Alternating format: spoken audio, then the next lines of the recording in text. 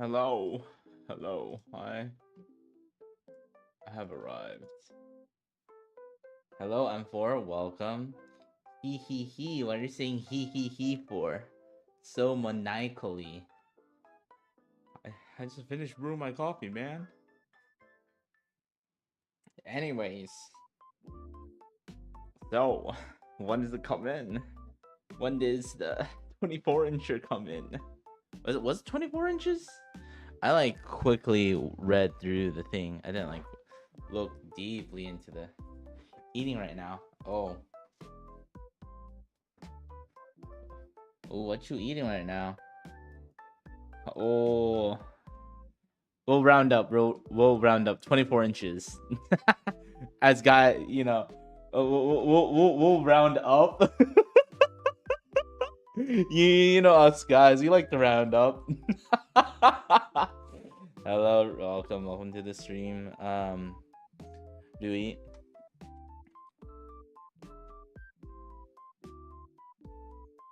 Welcome. I made myself an espresso tonic. It's super simple. It is an espresso, a shot of an espresso with tonic water. It looks like this. It's a little bit foamy. Take a sip. Pretty good.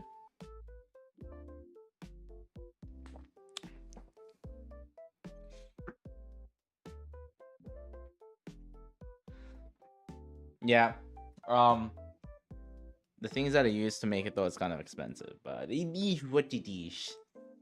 You sound sick, you okay? Yeah. Do I sound sick to you, M4?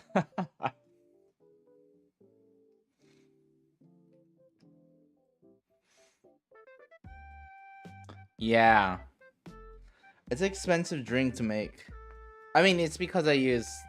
No, I mean, the espresso is kind of... I mean, yeah. And then the tonic water that I use is kind of expensive too.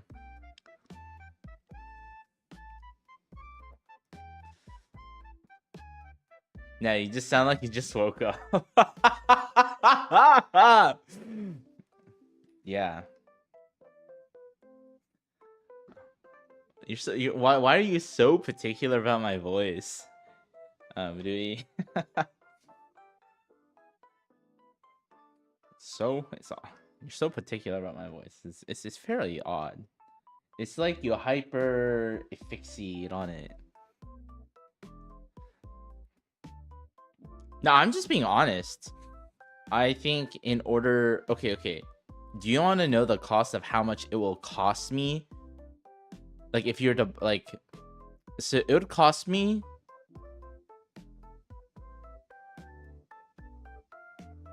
like... 6 USD to make it. Each drink is about, rough give or take, 6 USD.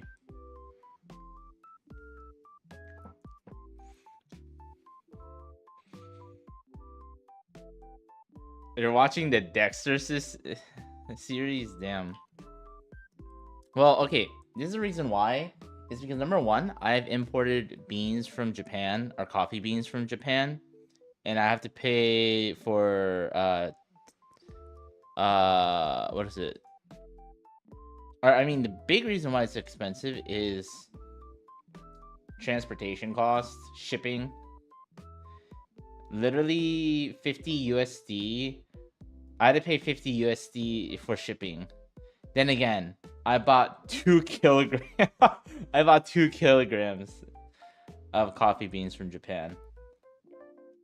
Where's my post? Okay, here it is. I mean, that's the major reason why. Because if not, if I got, let's say, regular coffee beans or beans that weren't imported, it probably cut the cost down to maybe like $2.50, $3 per drink. And another reason why it's kind of expensive, the tonic water I use is Fever Tree for the tonic water. And that's kind of expensive, but it makes, like, compared to other tonic waters, this is like the best one. I mean, actually, the best is probably making your own tonic water, but that's a lot of work. So rather than doing that, I just buy it.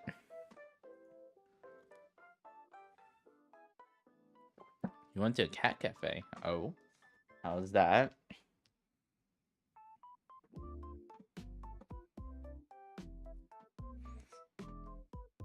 See, I don't live in Japan, so I don't have the luxuries of going to a Meido Kiso or a cat cafe or all these other things. I just bought it. You said it was. You said that so girlishly. What? Yeah, and yeah, I just bought it. Like, OMG.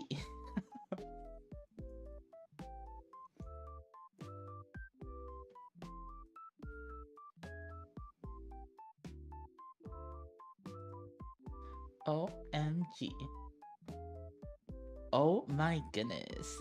Oh, that's so crazy, Becky. Oh my goodness. This is what happens when you understand certain inflections or inflections that people make when talking. Man, you could use it for evil, man. You could use it for good or evil, depending on how you're feeling. Nah, Becky is insane.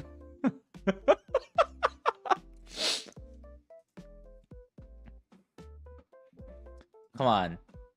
You have to have like a girl named Becky or Tiffany, okay? It has to be one of the, you have to have one of them. You have to have one of them.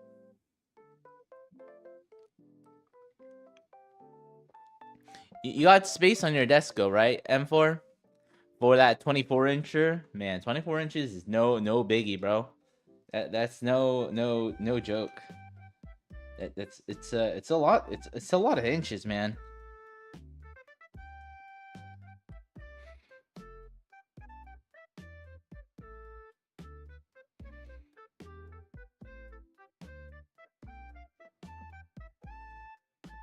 Thank goodness Ibu didn't go with you, sussy baka phrasing, lol. Bro. Listen. I'm a man with integrity, okay? Integrity. There's limits to what I will say and do. Oh, I'm gonna have to change my nibs soon. My nibs are okay now. I feel like I do have to change them sooner or later.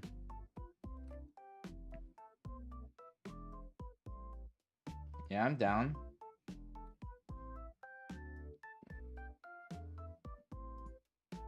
Yeah. Share it under media. Share it under media. And I could take a gander at them before I start doing gesture drawings for today. I think I'm gonna make new space room on my table. Yeah. You say that.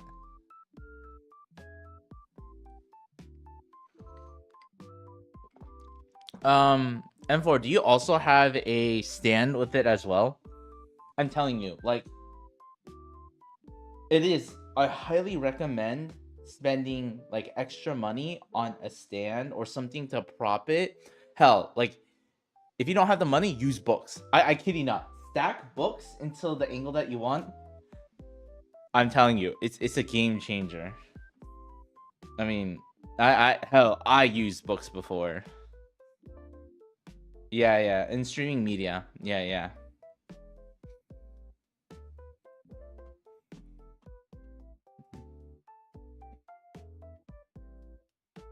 I mean, that's the whole purpose of stream media, so people can send me like stuff while I'm streaming and I could look.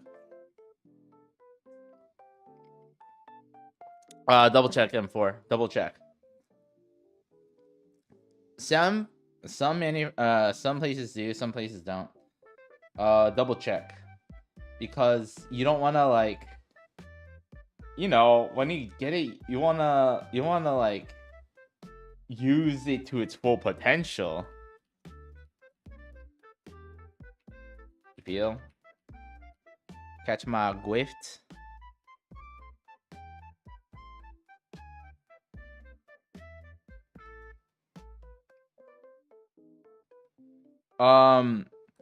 Yeah, it has a stand installed in the back.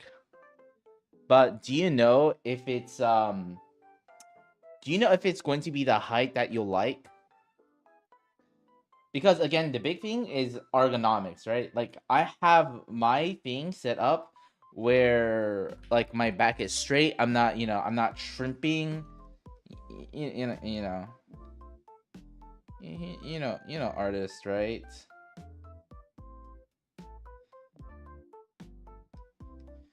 They, you know, when they have their freaking, like, tablet or whatever, they do this. You don't want to do that, okay?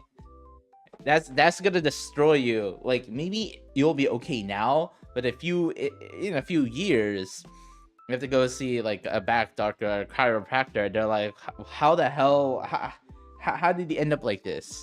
You know?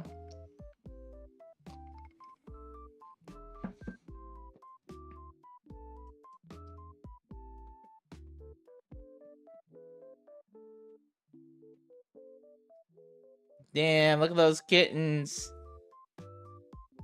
Dude. I'd say the cutest... Okay.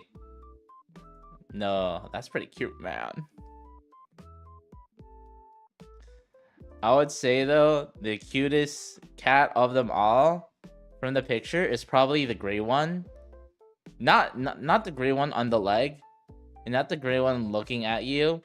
The one that's kind of off-center and just, like, looking, like, at somewhere else. That cat looks so aloof. I think that's the cutest cat. Looks like this. Oh, I think it should be fine.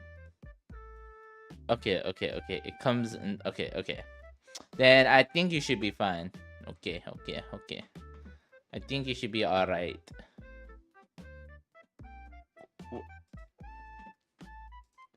Did you read the thing, though? Tilt function? I mean, it does have to say tilt. But, you know, I'm just being like 100% sure that it comes with it, because it might have pictures, but on the thing, I'm like, oh, it's not included. You know? You don't want to be like holding your thing like this and drawing. I'm like, fuck, you know, or like trying to MacGyver some stuff last minute.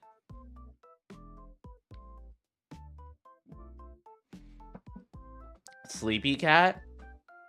I don't know if that cat is sleepy per se. Yeah, I don't think that cat is sleepy. It's just a vibe in there. Like, hold on. Sleeping tool. Okay, let's do this.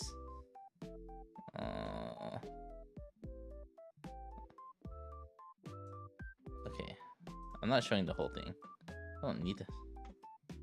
Okay. So, look at all these cats, right? There's the one that interacts with you, right? Listen. You don't trust these cats. They're up to no good. They're nefarious, okay? If they come up to you, start interacting with you like this, being all cutesy, this one as well, looking at you, kind of funny, this one giving you attention, this one, look. It's like, I think this is a good analogy. You know how we were, like, in the past, we were talking about, we were talking about, like, what would you do if, like, a girl approaches you, right? And everyone, general consensus in chat be like, yeah, yeah, no girl would approach me in public. I would automatically think it's a scam or something, right? It's like the same thing. If cats like come up to you, like no disregard, no nothing, you know something's up. You're like, ooh, the cat wants something. You know, it's like a scam. Trying to catfish you, trying to make you, I don't know, make you sub to their like OnlyFans or something, right? Now this cat, oh, now this cat, man. Now this cat.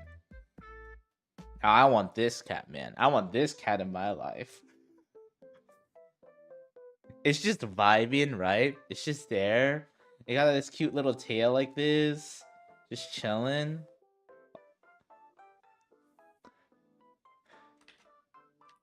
Also, I like, not saying all the other cats aren't cute, but I honestly think this is like the cutest cat. MIO, I think this is the cutest cat. I like the colors. I like how the tail's kind of like this, and it's just vibing. It's like looking away, right? It's not even looking at you. It's like occupied with something else, and you're like, oh man, what is that cat thinking about? It like creates that like mystery to it. Hi, Fizzy. Meow, am I a cute cat? No, you're not a cute cat, Fizzy.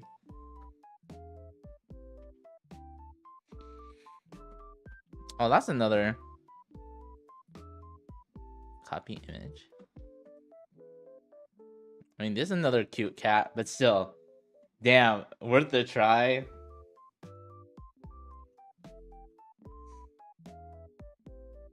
Like, listen, this cat is cute too.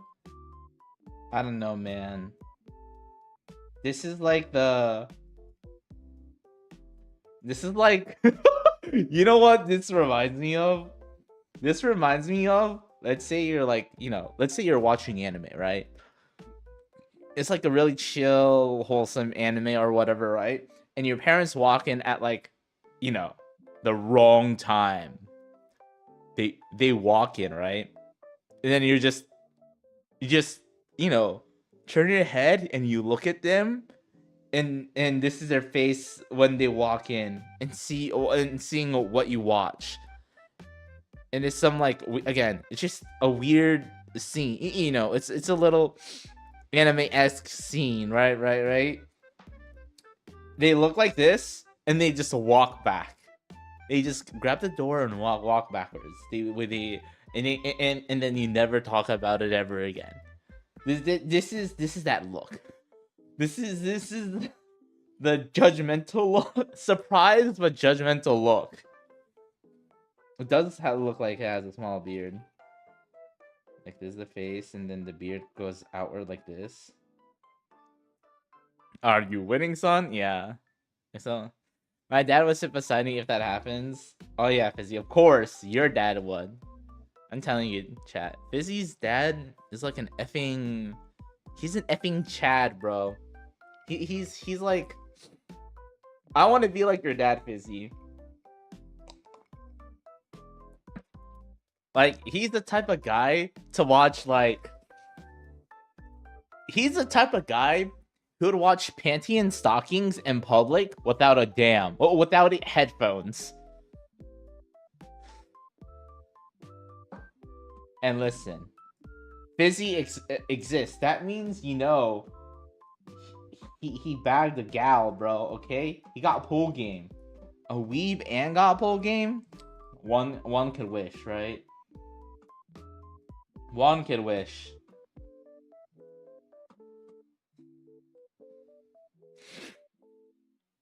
Bro has a hard copy of Kiss Exist on DVD, bro, and To Love Ru. Yeah. Fizzy's dad has a DVD of Kiss Exist and To Love Ru. I bet you Fizzy's Water's best girl in To Love Ru is Momo, bro. I bet you. Wait, Fizzy. When you get a chance, ask your dad who he thinks best girl in To Love Ru is. I bet you, because he's a man of culture, he's gonna pick Momo. No, but you can ask him. Just ask, okay? Be like, hey pops, hey pappy, I got a question for you. I bet he already forgot. Nah, bro. Nah, he has physical DVDs. There's no way. There's no way he would forget. Okay, chat. Let's see. I am gonna do a gesture drawing. We can still talk. Here's my thing. Focus mode. I'm gonna get my timer out.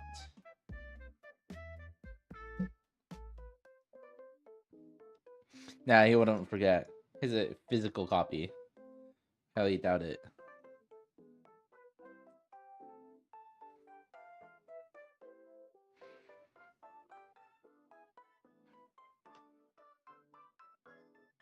Chat, I need someone like that in my life.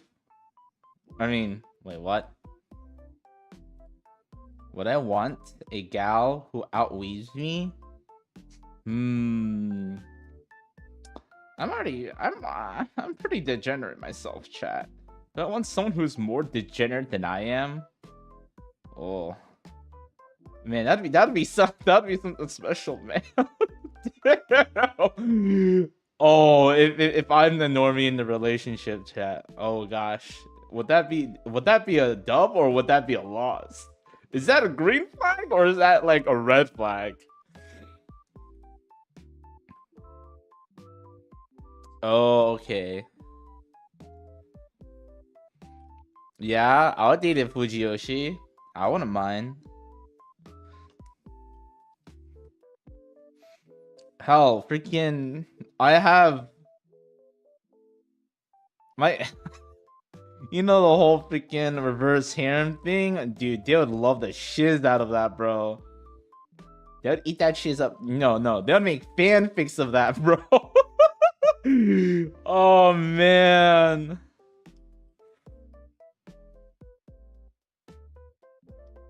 They would encourage the hell out of it, bro.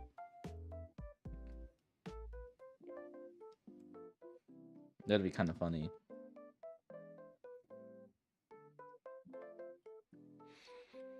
She would be into you if you were into men too. I mean, I'm not gonna say no. Yeah, I'm on a focus mode, meaning that I'll still talk. It's just my priority is going to be gestures.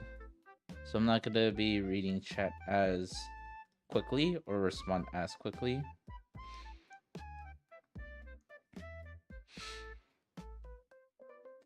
But yeah, Fizzy, they don't know. YouTube chat doesn't know about my reverse harem.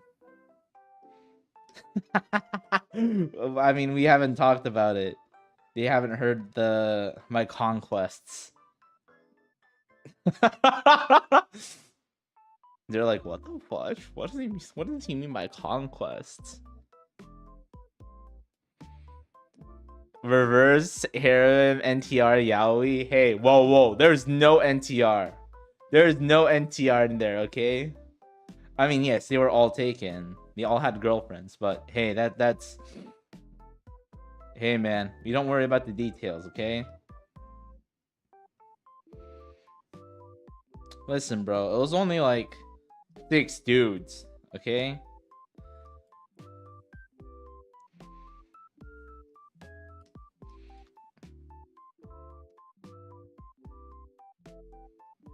Wait, sorry, 7. It was 7 dudes. It was only 7 dudes, bro, okay? It was all for the bit. It was all for the bit, okay? I bet YouTube chat was like, what the fudge? What the hell does he mean it was for the bit? At the same time. Oh yeah, we're holding hands, that. Okay, just because I...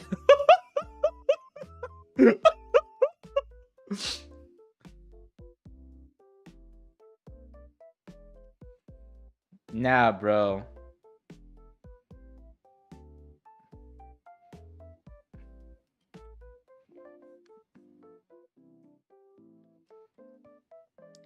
Can you not hold your homie's hands? walking all throughout campus, across campus for like 10 minutes, walking to chemistry class. I mean, yes, it was actually, we were going to chemistry class together. I mean, is that now? Can you not do that, chat? Is that illegal?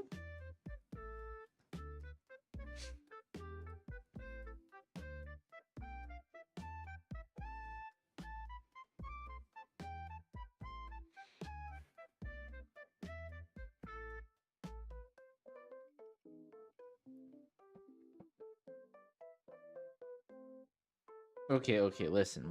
Okay. Do you not chat. Do you not like when you're walking to chemistry class, you know, that's across the campus in your uni, right? Why don't you just like hold your homie's hand and just talk and like act super normal, right? And then like your friend's girlfriend is standing right beside you while you do that. Like, that's a normal thing to do, no?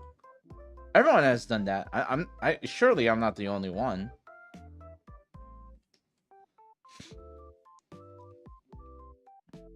And then, you know, my friend and I, we understood the assignment, and we just we didn't say anything. We didn't laugh. We just went about it like very normally.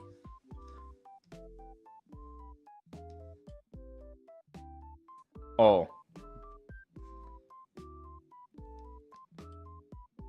Oh, I see.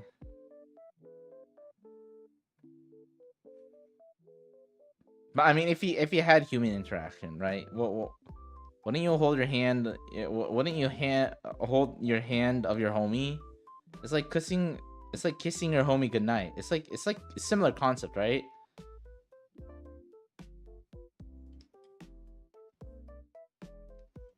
It's like seeing concept, chat.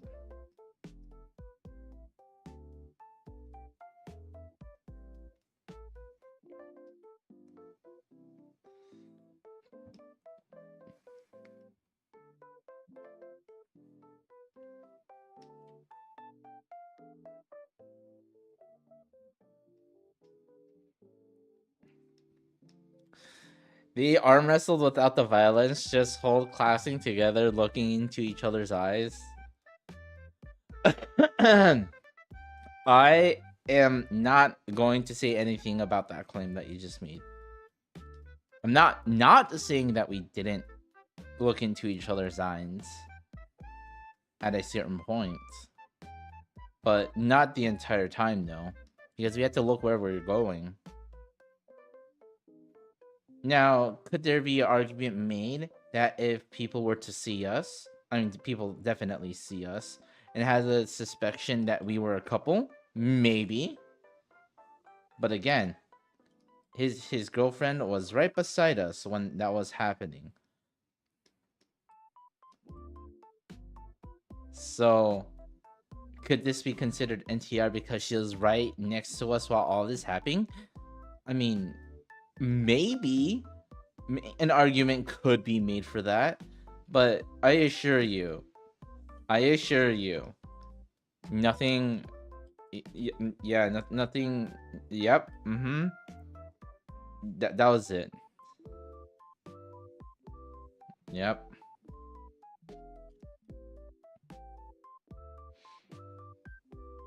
I like how Fizzy is like actively trying to bring up the past.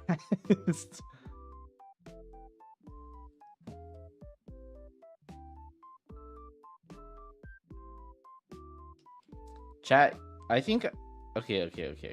Maybe I have Riz with the men, with the guys. Okay, not with the ladies, but with the men. I want to do gesture drawings, but I'm traditional. I don't have to use all the peppers or say it. But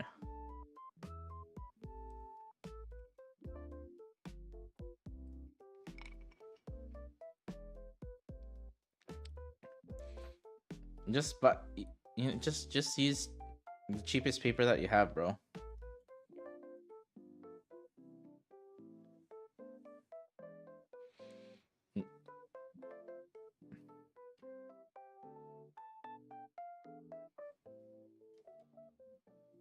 You know what? Yeah, I'm not gonna get into any more stories. Okay, that's just one.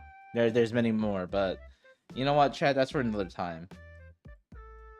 Hopefully, eventually, y'all will forget about it and never ask me again.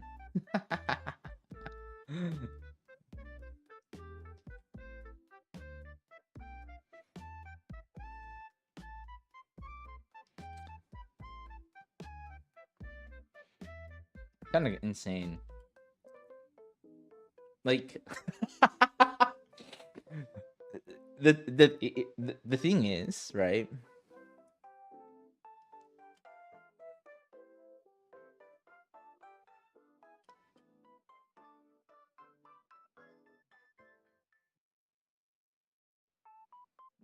I think if I was gay, I would already have a partner.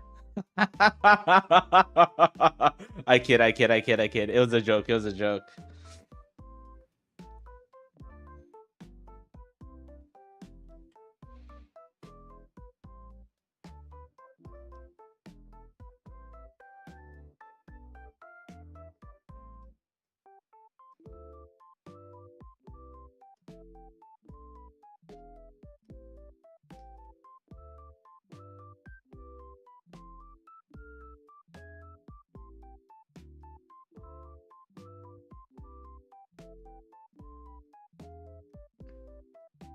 Mafu onanaki naritai.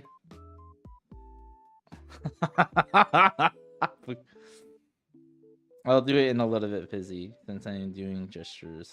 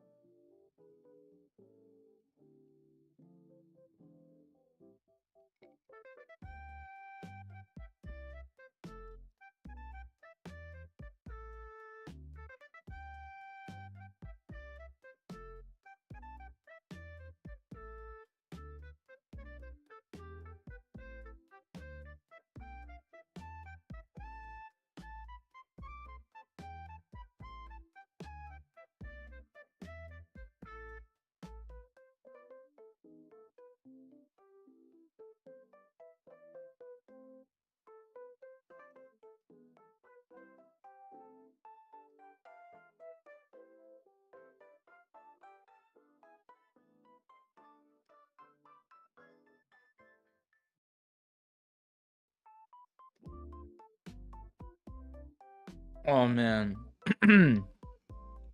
Also, one thing I guess I gotta do now, or I ought to do, to use proper language, proper English. I guess I should focus on learning Japanese.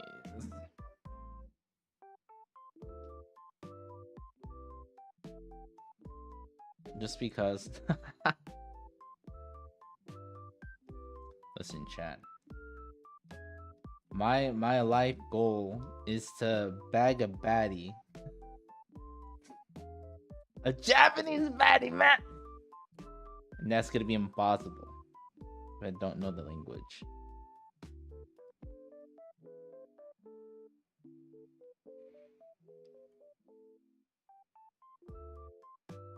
I mean, it's partially a joke, partially true, but partially a joke.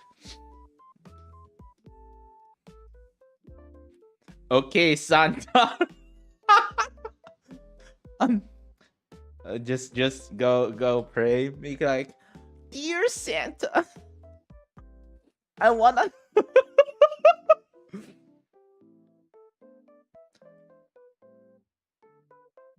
I want a scrunkly Japanese girl who's a weeb. Please and thank you. not really a weeb. Anime otaku, please and thank you.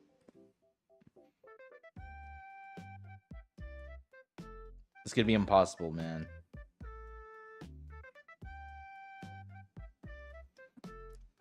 Or you know, or you know, try to win a lottery and be like, just find someone who speaks English. Oh, fuck! No. Chat. Listen. Okay. If they're like interested in American culture and everything, I maybe have an in, right? Maybe I don't have to. Maybe I need to know some Japanese. It's not like I need to know like everything, right? But like that's like level like 1,000,000. That's not gonna happen. Like the cope level is like immense.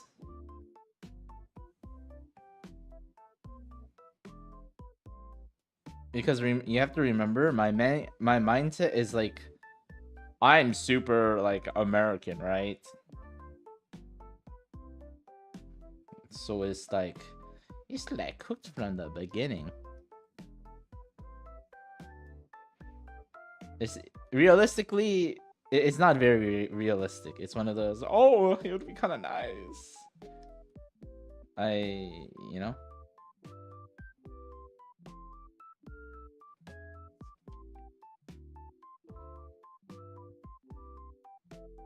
And what people say, what like fantasies. The good kids get the gifts from my bag. The naughty kids get thrown into the bag. What? What do you mean thrown into the bag?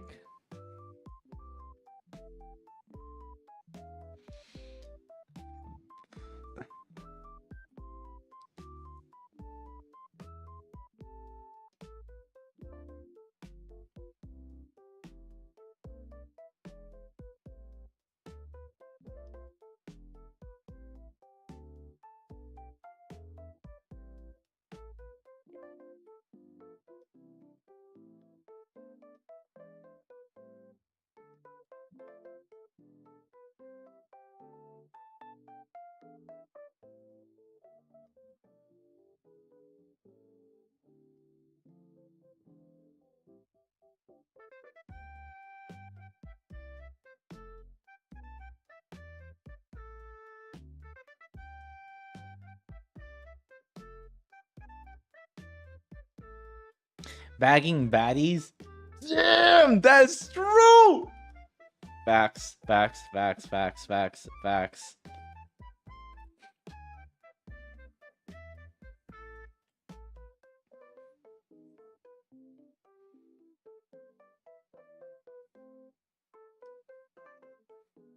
be like, Santa this Christmas, I want that little baby.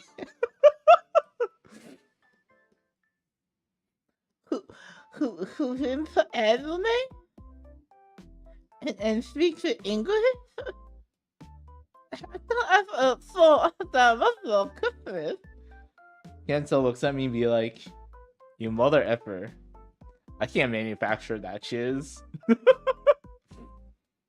If I manufacture it, literally, it'll take forever because I think that's everyone wants.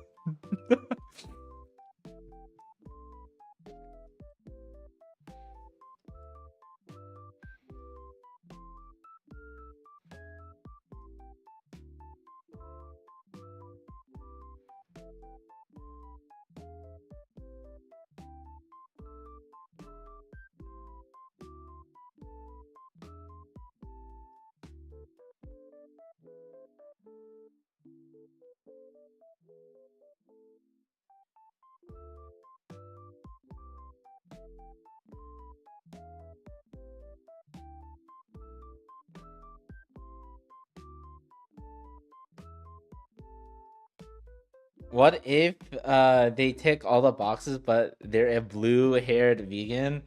Oh, no. Impossible. They're Japanese busy. They would never go that far. They're Japanese busy. There's no way. Or are we talking just about in general?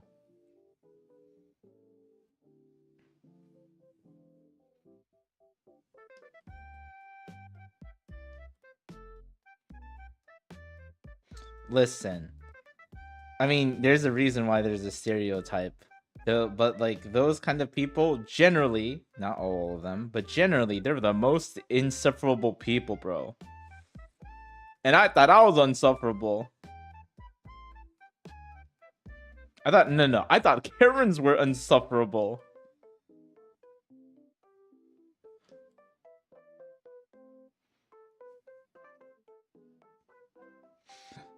I don't know if I could give up meat for a girl, bro. Listen, I don't know if my dietary things will change because of a girl, you know?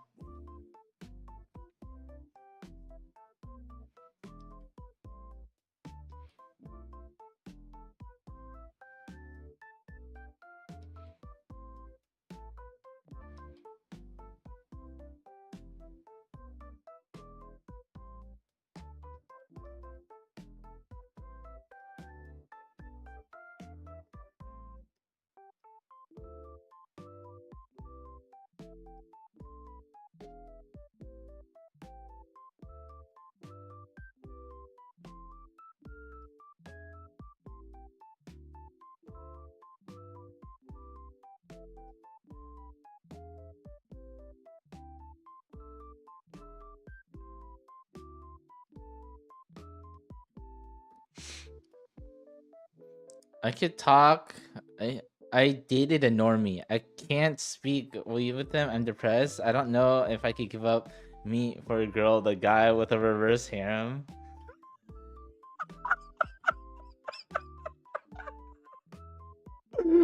Oh my effing goodness, this effing guy.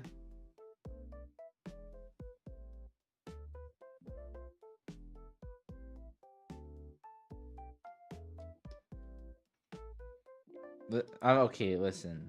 I'm not saying they need to be a weeb in order for me to like say wife material or me to date them. But I need someone who's you know, willing to give it a chance. If that makes sense.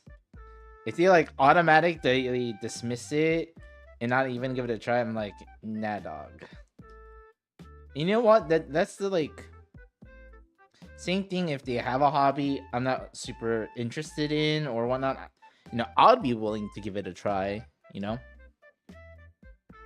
what's like, I don't know what's up. Let's say they like collecting rocks. I know, something really like out there. I'm not really into collecting rocks, or let's say like bird watching, right? But you know what? I'll give it a try. Not saying that I would like go down the rabbit hole and all that, but I'm willing, you know.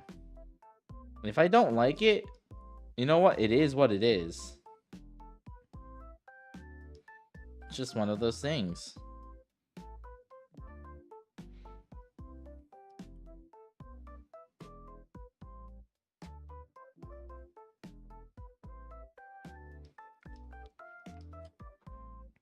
Her friends baited her into watching Haikyuu movie by making me join him. Wait, what? Wait. You're saying your girlfriend's friends baited her to watching the Haikyuu movie? Bro, that's actually kind of funny.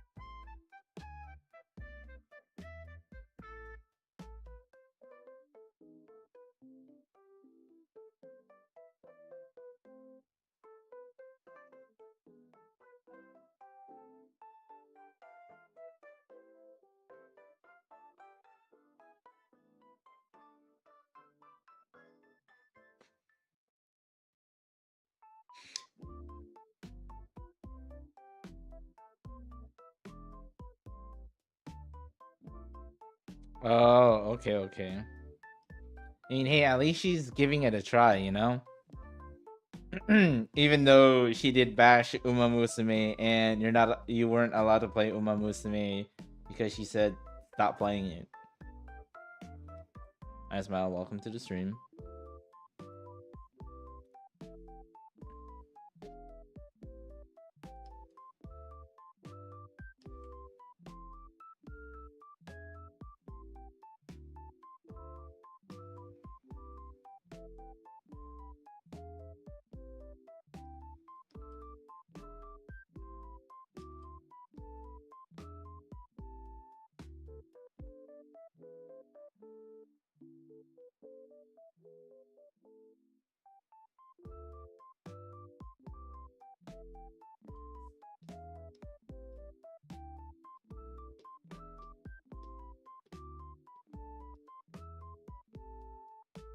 Yeah, we're desensitized.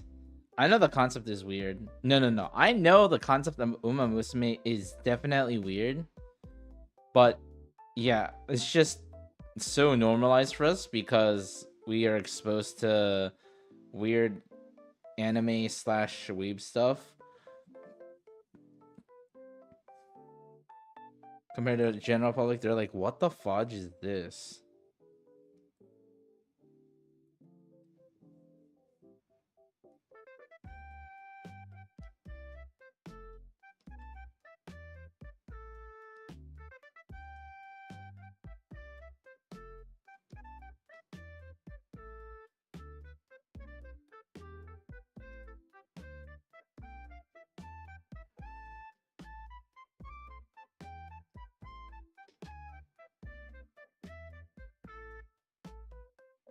Like, okay, think about like the concept of dandadan, bro. Literally, if dandadan was not like a weeb concept, people would be so. I mean, it's a weird concept, even in the weeb space. But in the weeb space, it's like, yeah, it's just an anime, whatever. The concept, it is what it is. Or like the same thing with like Chainsaw Man, bro. Concept of Chainsaw Man is hella weird. Even for anime standards, it's like really weird. But again, just we're so used to seeing things like that it's like whatever. The weird, cringy, what the fudge, this out of this world, who thought of this? Like all that kind of like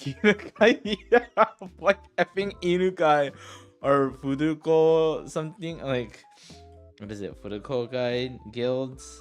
Oh my goodness.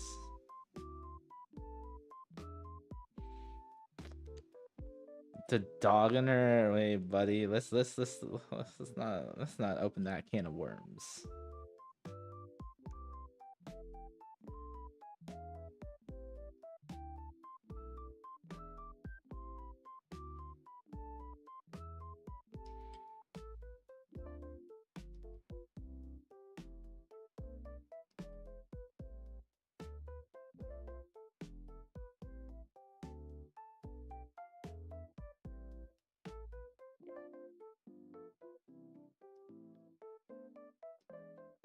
Still not giving up, trying her to make her to watch Frieren.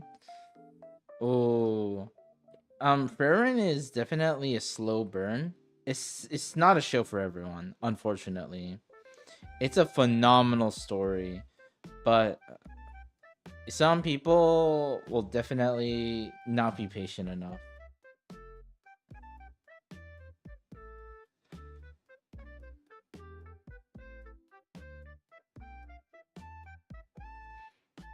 Like, okay, for example, right? For example, I don't think I could ever get one of my friends to ever watch Frieren just because, like, for her, she's not super patient with the show, or it has to be interesting. She does not like slice of life. I mean, she hasn't watched. I mean, the person I'm talking about is Candace, if you remember her. Yeah. There's no effing way. She will I told you what she likes, right? She needs to have like the K drama thing, you know? The like a billion things happening at once. She has to have that, bro. Or else she'll get bored out of her mind.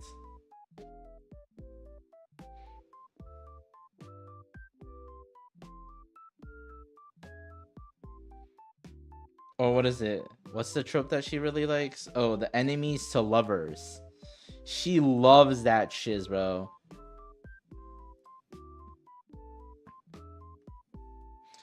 The enemies to lovers trope. She'll eat that shiz up.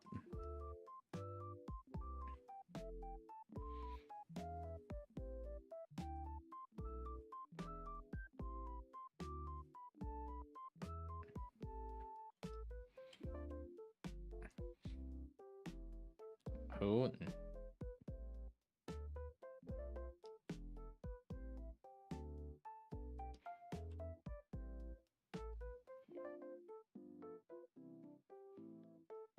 Yeah, I'm just saying.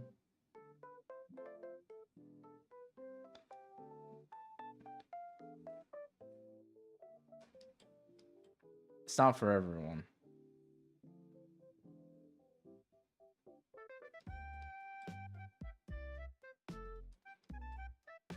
Again, I think that's one of its strengths, is that Farron is able to really take its time, and it really, I mean, it doesn't really appeal to everyone,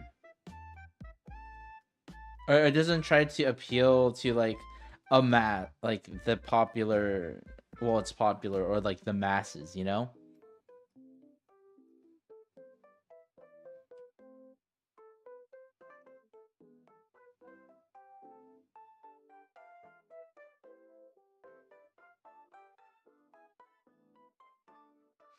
Because like, yes, Farron is like, I still think that without the extraordinary animation fights or whatnot, I still think Farron would still be a phenomenal show. Like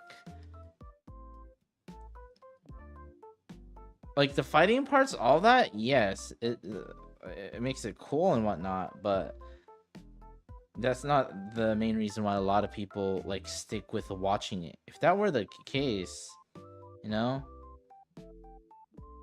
how would they be able to withstand like everything that has happened prior to the show?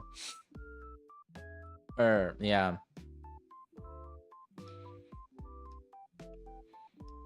What? What a concept.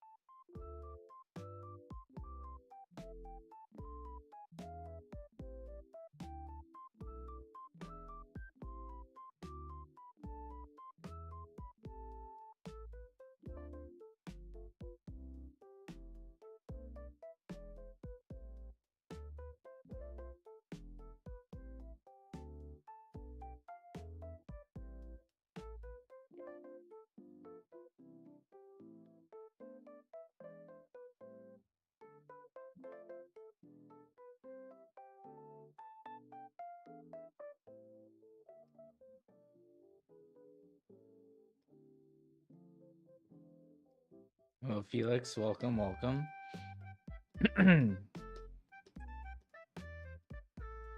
Just doing some gesture drawings.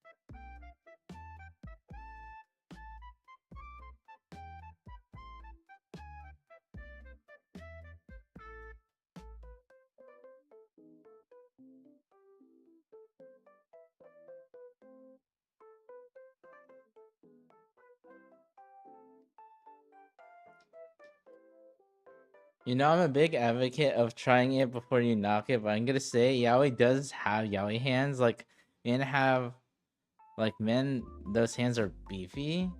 Yeah. Again,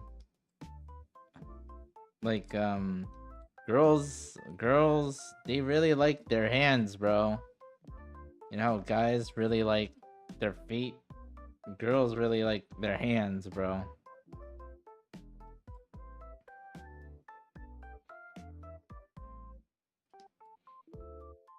I think that's one of the reasons why Yaoi hands trope is a thing. Because remember, it's like Fujiyoshi's.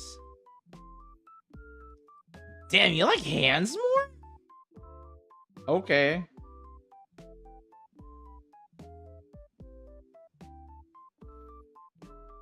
You might be like, again, it's like a general thing though.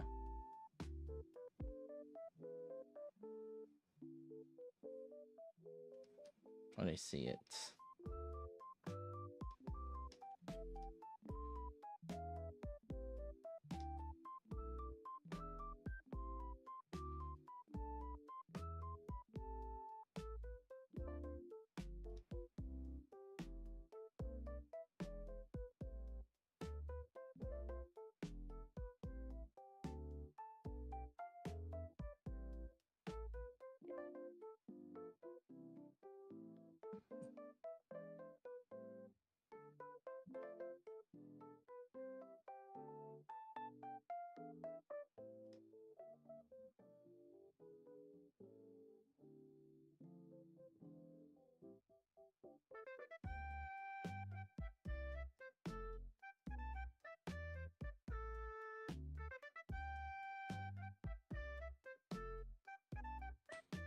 Yeah. Or like, okay. How I got it explained to me, right? Is you know how like guys are into feet, generally speaking, generally, right? So like girls' version of that is like feet. Guys like the feet, so girls like the hands. Like, why do you think yaoi hands is like a thing? You know, guys with like really big hands. It's a trope.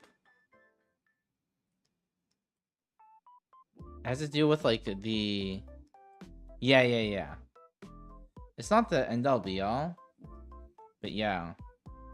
Because who reads yaoi, writes yaois or whatever, it's usually Fujiyoshi's. And they're gonna do things that appeals to the audience, and yaoi hands is the thing, you know? Oh no. Yeah.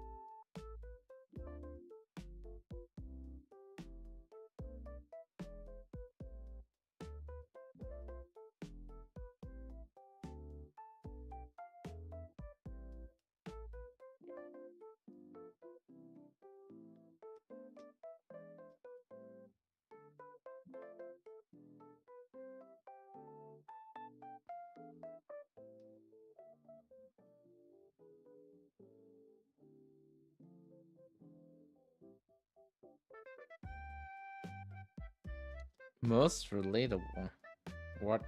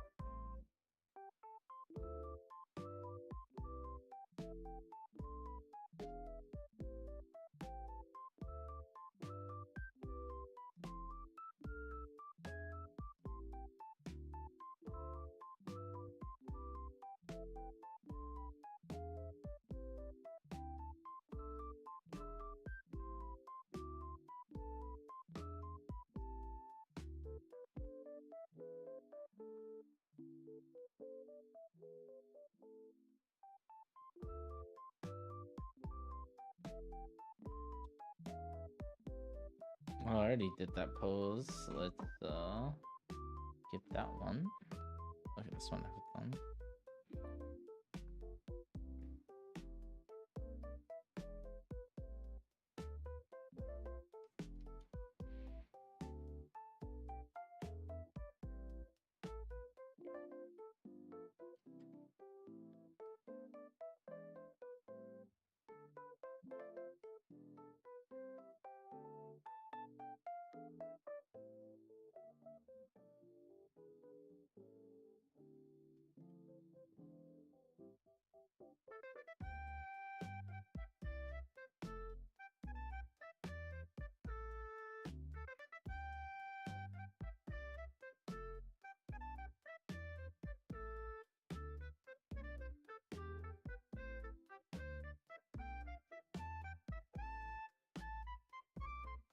I don't come up with them. I use a website called quickposes.com.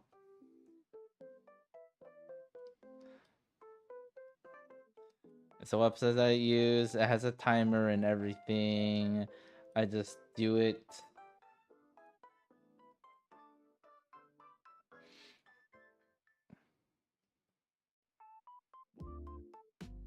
I use two particular. One I'm using right now is quickposes.com. Another one is called Line of Action.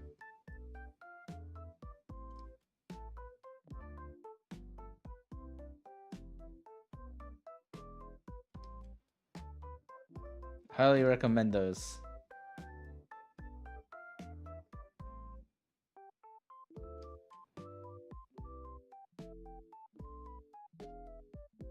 Not sponsored, by the way.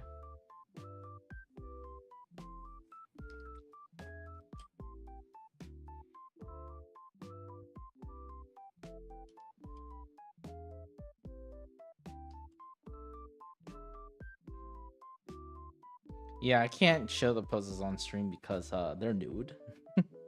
I'll get banned so quickly.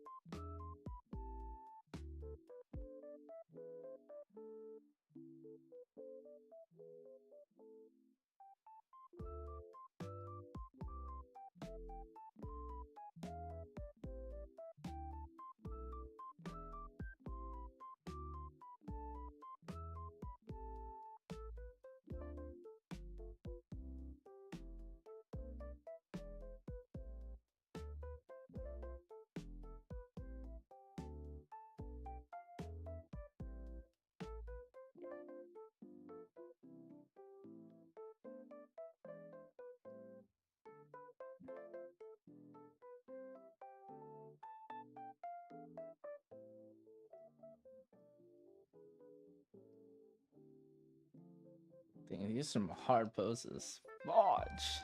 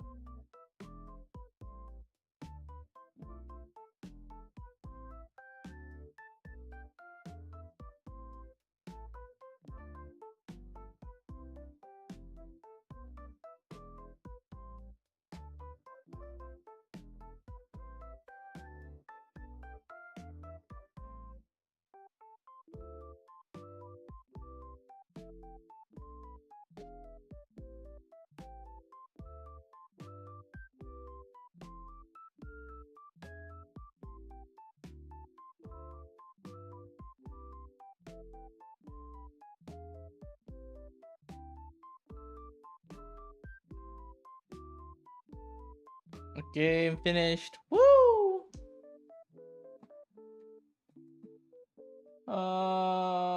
On to other things.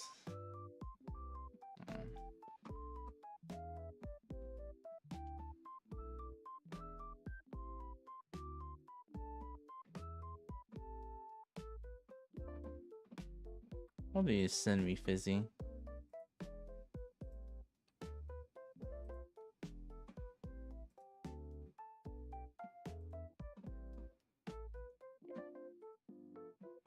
Holy smokes, those hands are massive. Oh my goodness.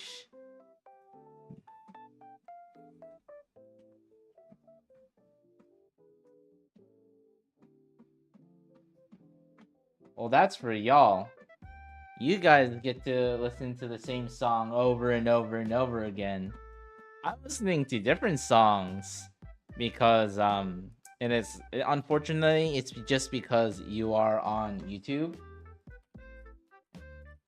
So if you are tired of hearing the same things over and over again, come to Twitch. If you don't have a Twitch account, we'll unfortunate.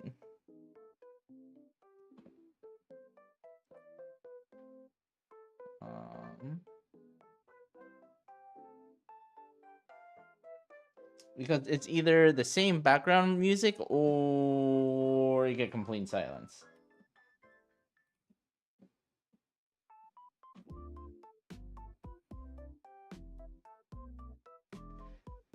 Damn, what next? Illustration or I don't know. We will see. Probably do homework next. Twitch is, but I'd rather listen to sing song over on YouTube. Thank you. You know what? Fair enough. Fair enough.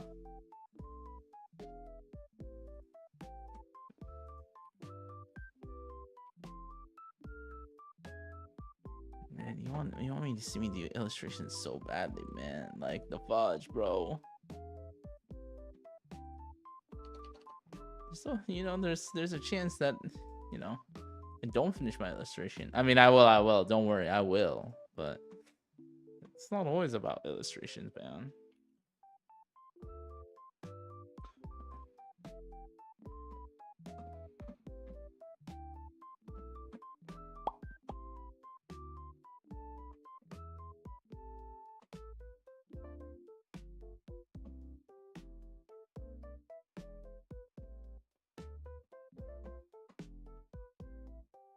Hey, man, I'm just saying.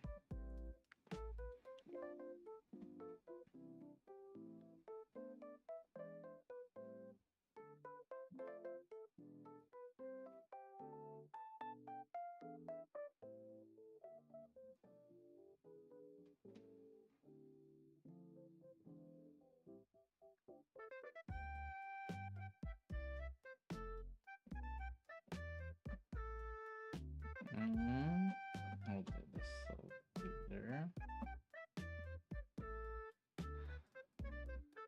Whoops.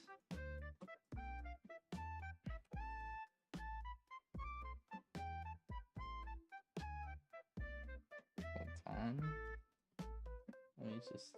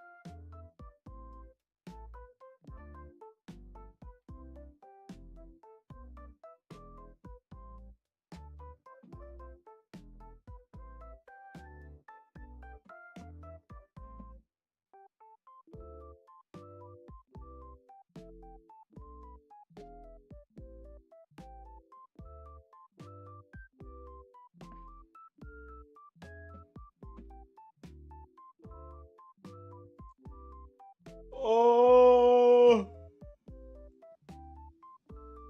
I mean, yeah, you could either post it in art or media in the Discord server if you so desire. What do I need to work on? Okay, homework. Wow. Okay. So let me look at my other ones. So okay, I remember what I need to do.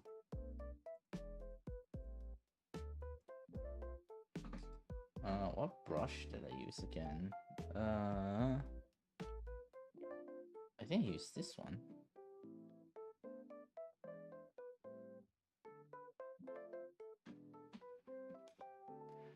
What tag should I pick? I don't know. You could do a sketch. You could do RKGK or traditional digital. It just depends, you know.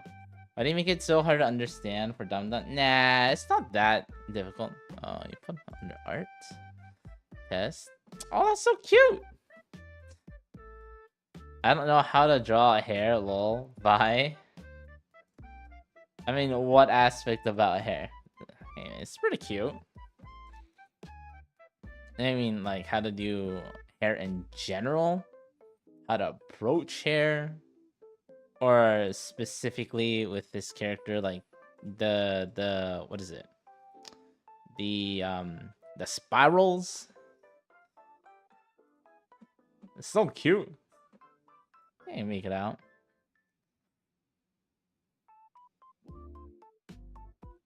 Do you practice skill? I see. Oh, not necessarily gray skill practice. It's not like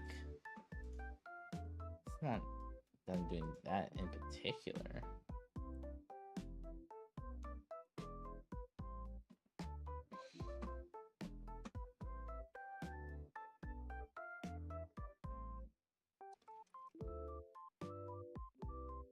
My English isn't great to tell you what I don't like about her hair. I mean, you could try, and I could decipher it. I'm a pretty good detective. I could generally get there eventually. Eventually, keyword, eventually.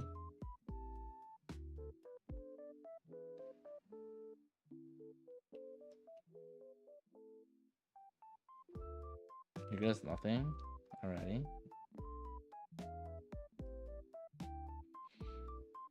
I'm not doing grayscale practice. Not really. Kind of ish. But not 100%.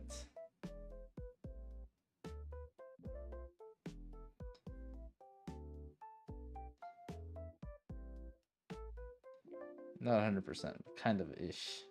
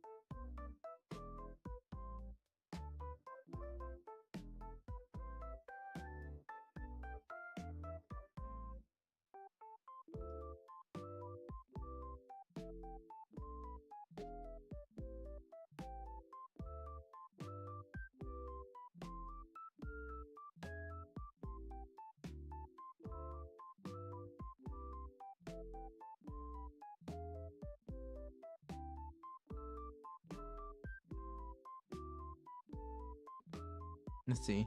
First of all, with the twirls bent aren't correct by gravity, then the volume here doesn't feel 3D. Those strings are really lazy. I mean,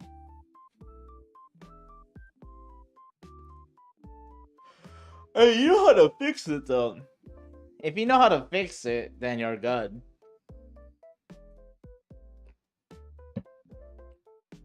Or how to approach to fix it, I mean, I should say. It's like, there's sometimes I know what my issues are, I just choose not to fix them because I'm kind of lazy. Or it's like,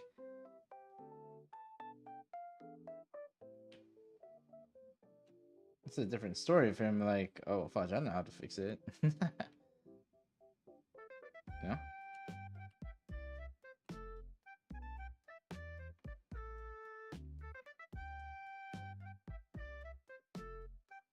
Yes, but I can't do it fast enough. Like, draw the face and laziness.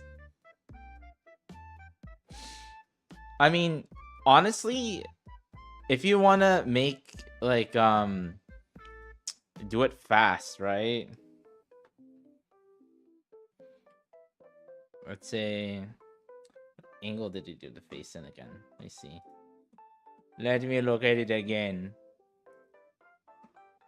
Okay, so general, right?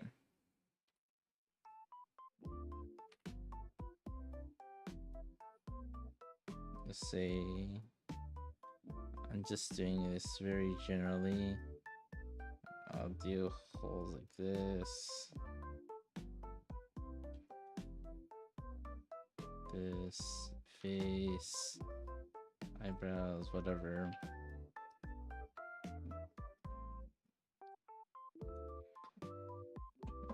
Generally, okay.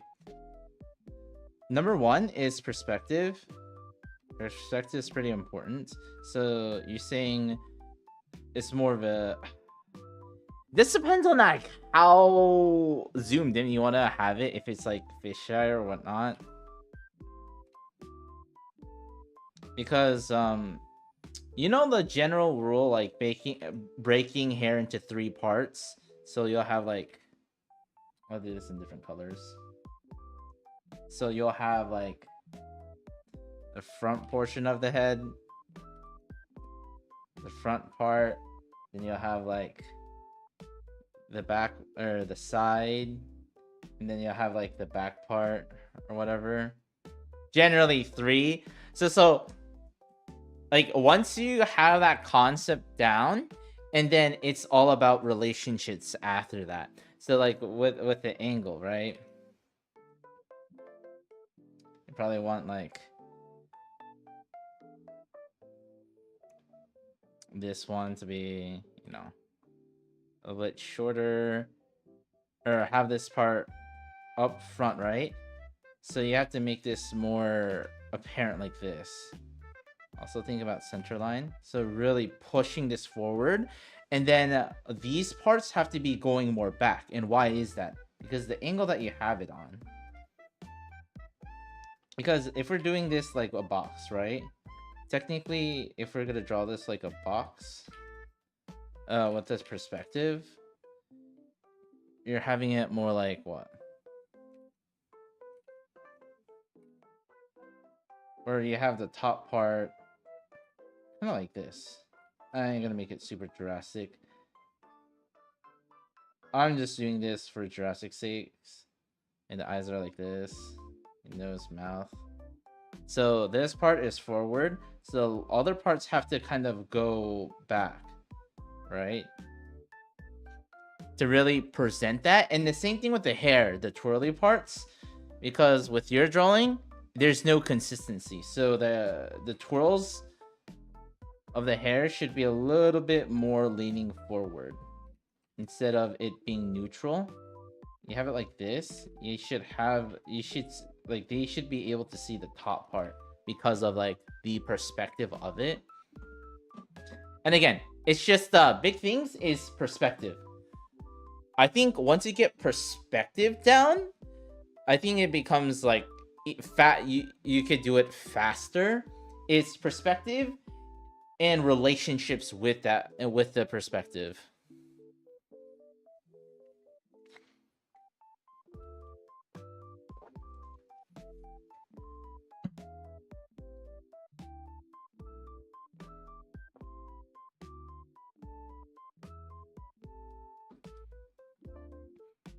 I would say time yourself.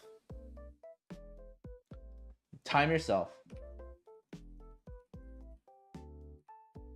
Say you have like, and don't worry about the details. Don't worry about the details. Time yourself, because one thing from looking at your thing,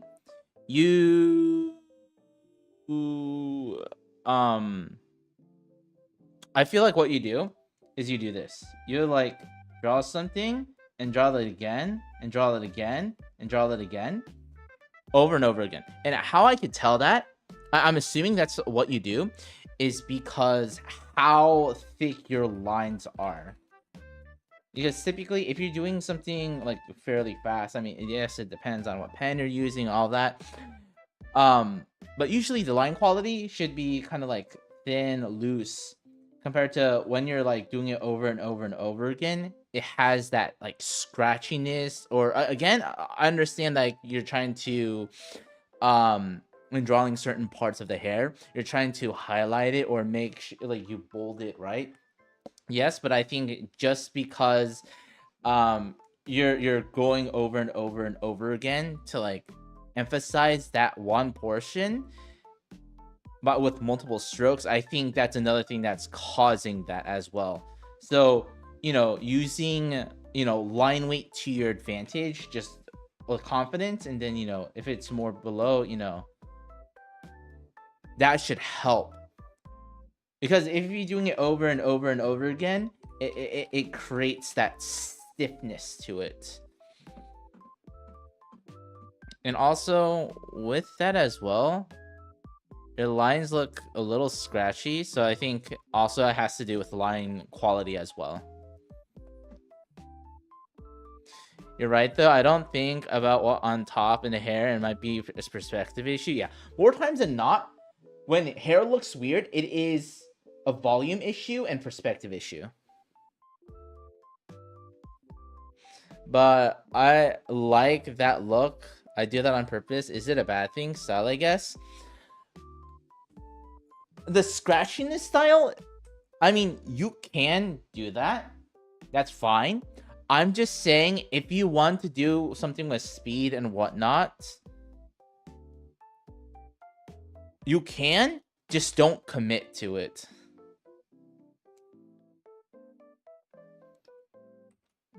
Yeah, I'm not on Photoshop either. Like, let me give you an example. I'll do a pencil. Oh man, Diva's gonna be devastated when he comes in and be like, Ifukize did a whole effing lesson while I wasn't here? Motherfuck. Okay, anyways, okay. So let's say, so I have a brush like this, right? So it's fine. Let's say I'm drawing a circle, right? Or let's say I'm doing like, I don't know, a box. See? Let's say I'm doing a box. And then I'm like indenting this part. I think that's fine. You get a little like sketch here, right?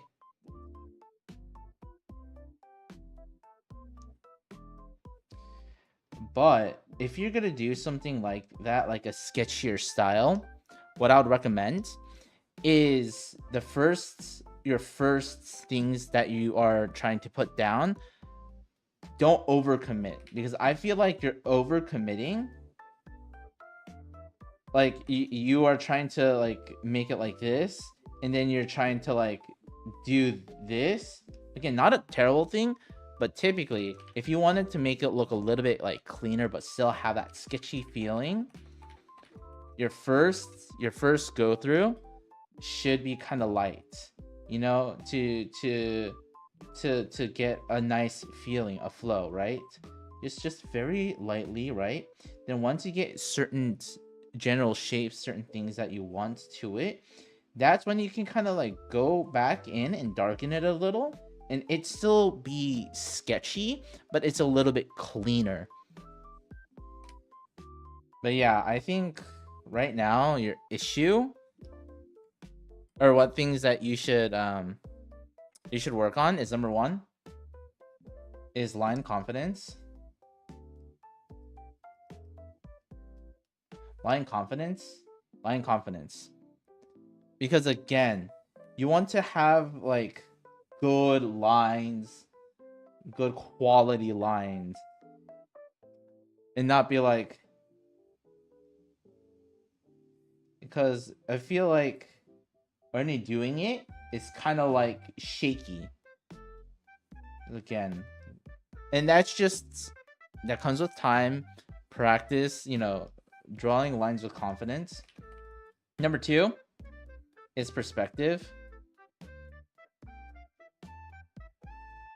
and relationships. Like when I was talking about the hair thing, understanding, okay, this is going to be the perspective. So this part of the hair should be most up in front, center, and then everything should kind of go around it, and you know, it's turning around. And then these as well, since depending on the view, it should, instead of being a straight line like this, because that means your eye level, it's not eye level because of how the perspective. So, you know, a little bit circles, and you know, you can start adding, you know, swirls like this. And again, see, I drew this in like a few seconds, and you could generally tell what the shape is.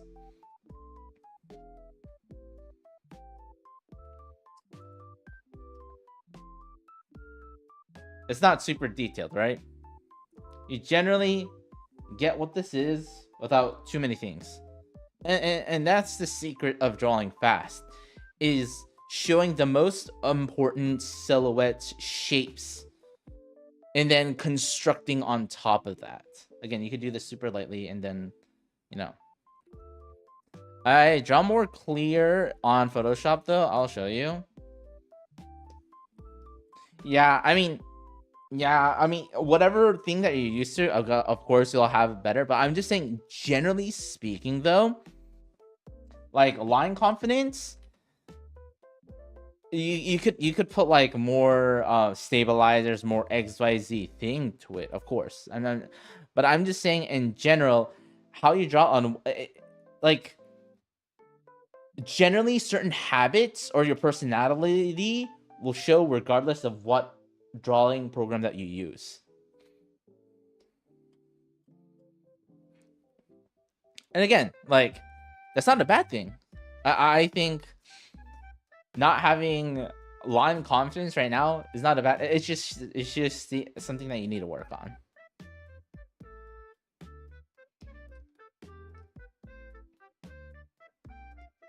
And again, like, you don't need to have like the best line quality out there, you know? It helps a lot with a lot of things. Or it depends on what you want to do too. Like, if you're going for, again, a very painterly style, who cares about line confidence? Now, if you want to do like cell shading, if you want to do animation, line quality matters way more. Again, depends what your end goals are.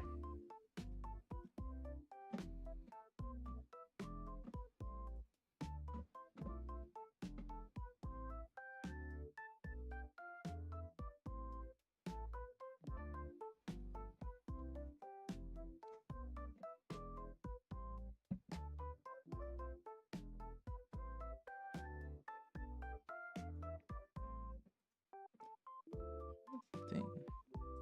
Am I missing something? What the fuck? I don't even know. I don't even know.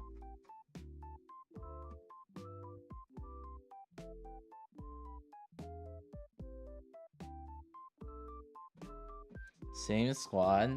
Nice. We're horses.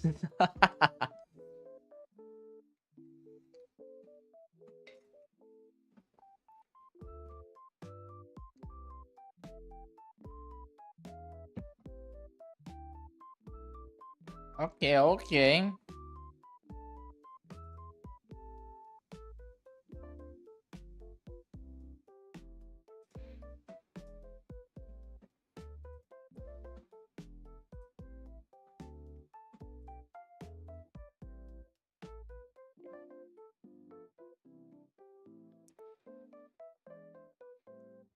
Okay, you know, yeah, that's fine. Again, it's depending on what you're going for. That one is also sketchy, but I like the quality. It is more light lines. Again, the hair isn't the best, I'd say. Oh, that's fine. But now, that's something, you know, you could think about, right? Again, the angles, the perspective. And I'm telling you, it's a common issue. It's definitely a common issue. Like, a lot of artists don't think about or neglect perspective of the hair, or like consistent perspective with the hair, with the face, with whatever ornaments that they have, whether it's hair clips, bows, hats, etc.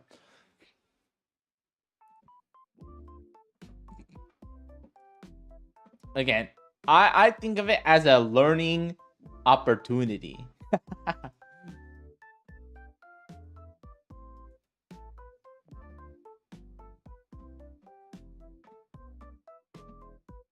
Okay, back to this. Back to.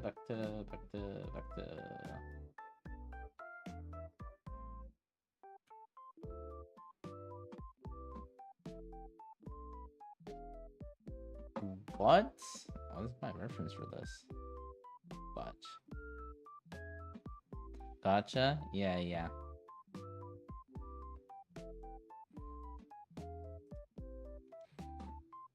But yeah, how you render though is pretty good though. My rendering skills is nowhere near yours.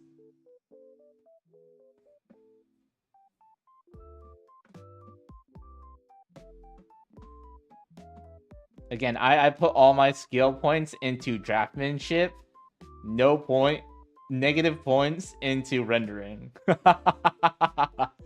So you could definitely, you 100% could school me on rendering stuff. I have no effing clue. I just put a color down and I call it a day. I'm like, this is how this works, right?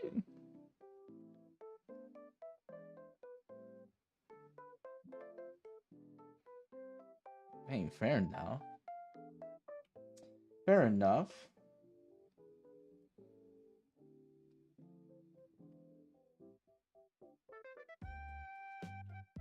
Okay, I'll do highlights first.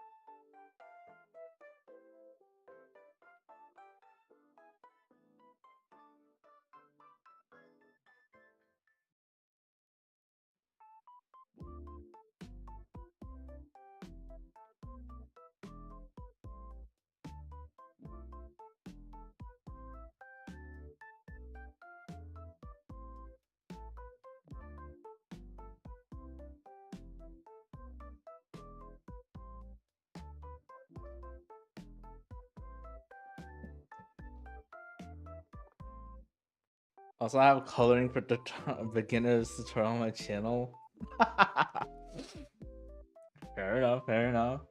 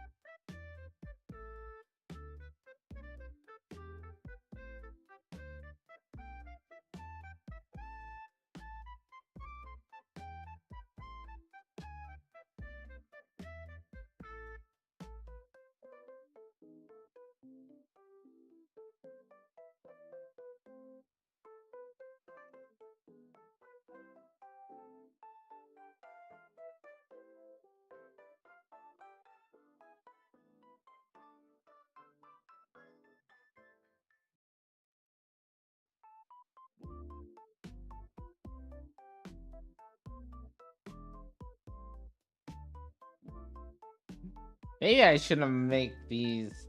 Damn it. I feel like I should. Fuck! I hate grayscale. Grayscale is so cringe. Grayscale is so effing cringe. Fuck!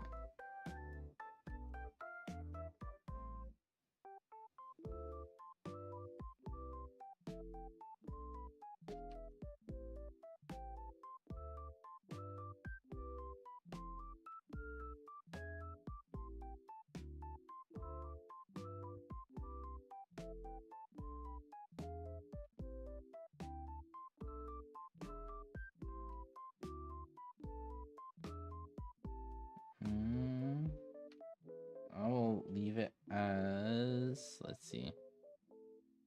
I'll do this panel right here.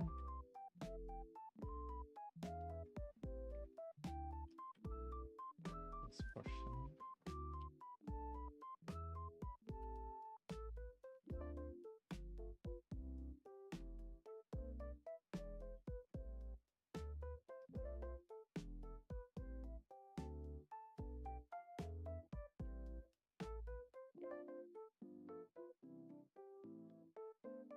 Yeah, I'm not really worried about if it looks good or not. It's right now I'm focusing on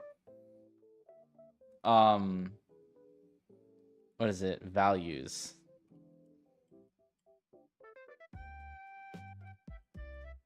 I'm not really worried about anatomy right now. Again, I just I know when something's not good. If I know how to fix it, what things to work on, I just move on. There's no point in trying to perfect something they're not really focusing on. Yeah. Because again, I think there's definitely a place if you really want to hyper fixate or focus on a specific thing that you want to do. Yes. But if that is not the main thing, there is no effing point. If that makes sense. Let's say you have this whole painting, right? Let's say and the main focus is like the face and the hair, right? If the face and the hair is the main point, do I want to make super big details to like the feet? No, there's no point in that. Or that's not like, you might just do a small little blob to give a general sense. Again, same thing right here. My thing is I'm just trying to get like a silhouette. The silhouette still looks stiff. Yeah, it does. And it's just because of the drawing behind it. Sure, but I'll use the Asus and that's it. Nah, I'm not going to. I'll leave it as is.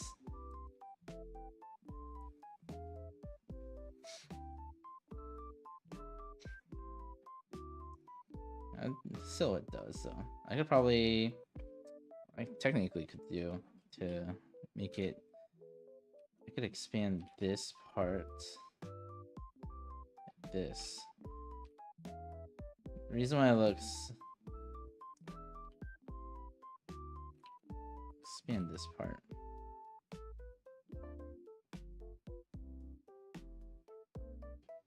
Also, it's because it's very straight.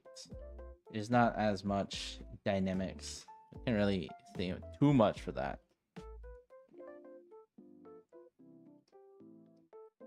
Yeah, I think adding that little thing right here can help a little. Adding a little bit more right here as well.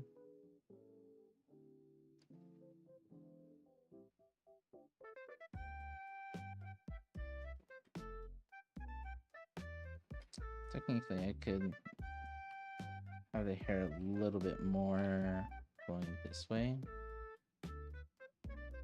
Technically, to make it more dynamic. But I'm not gonna change it too much. And just leave it like this.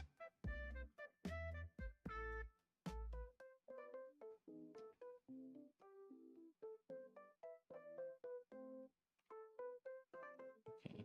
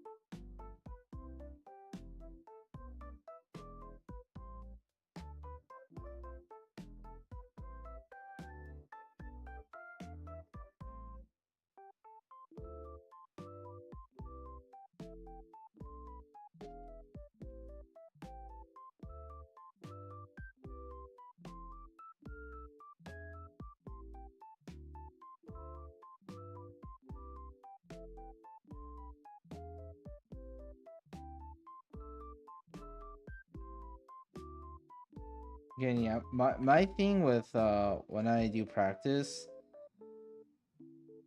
is not to make it perfect. It's about, for me, it's more about quantity over quality. Now, does that mean I disregard all the mistakes that I make? No. Those are things that I will focus on later. I'm trying to refine it.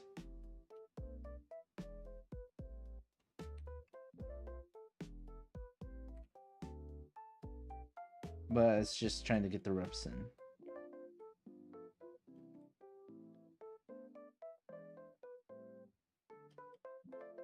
Because the more repetitions you do, eventually you'll get there.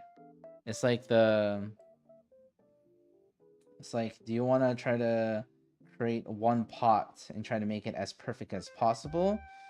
or do you want to make a pot every single day for like a year, and you'll end up with a better pot at the end of that year process, rather than trying to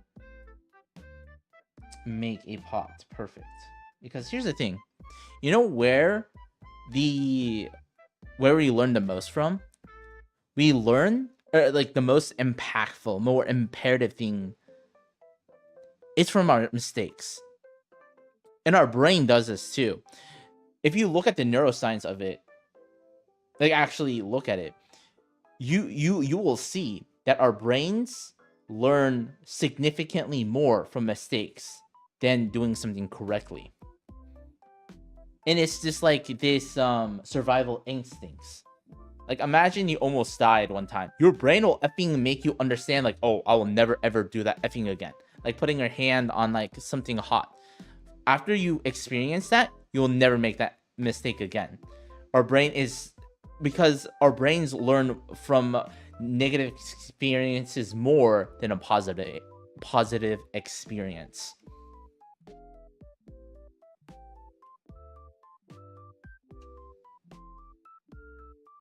So that's why, again, I'm not here trying to make things perfect. I'm trying to get as many reps in, make as many mistakes now, and then learn from those.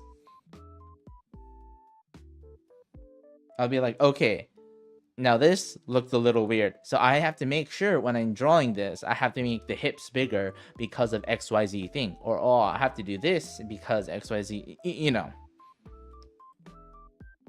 Rather than trying to perfect it at that time.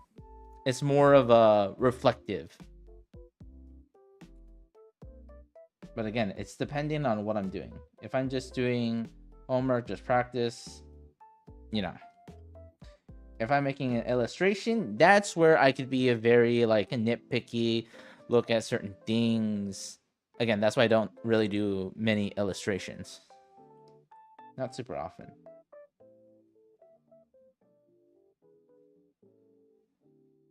Because I have to be in a different mindset for that.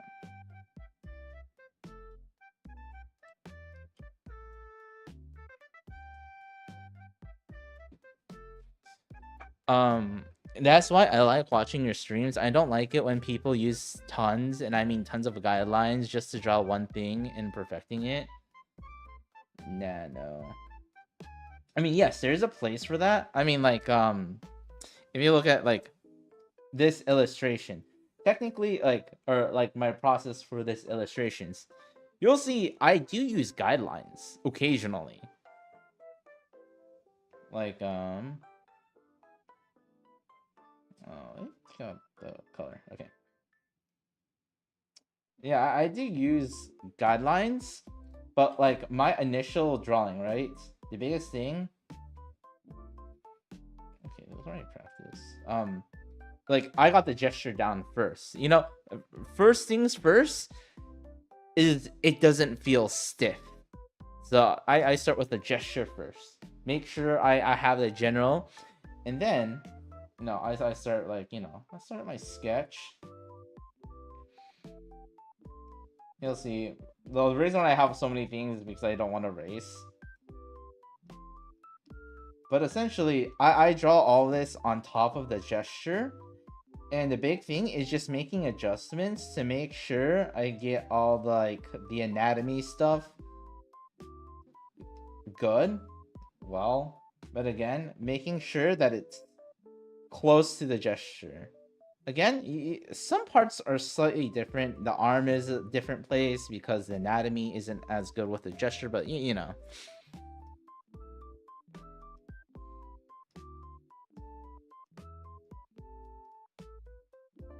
And yeah, again, there's a lot of like lines that's not super certain, so that's why I put clothing on top of it later. Or this clothing. I put clothing separately just because there's a lot of things you have to think about while doing clothing. So trying to do clothing and anatomy at the same time is like hell on earth for me. So that's why I do clothing separately. I do it after the fact. And then I do rough color. And then, and the reason why I like doing rough color, it's like similar doing it grayscale. In the sense that you could see from, let's say, your sketch, right? You sketch to your rough color, it could give you hints on like what things are off, right? Because with this sketch, it's you can see volume and shapes, but it's a lot harder to like fill in all the gaps, right? But when you have filled something with like value or with color, you get a fuller sense of what that thing is going to look like.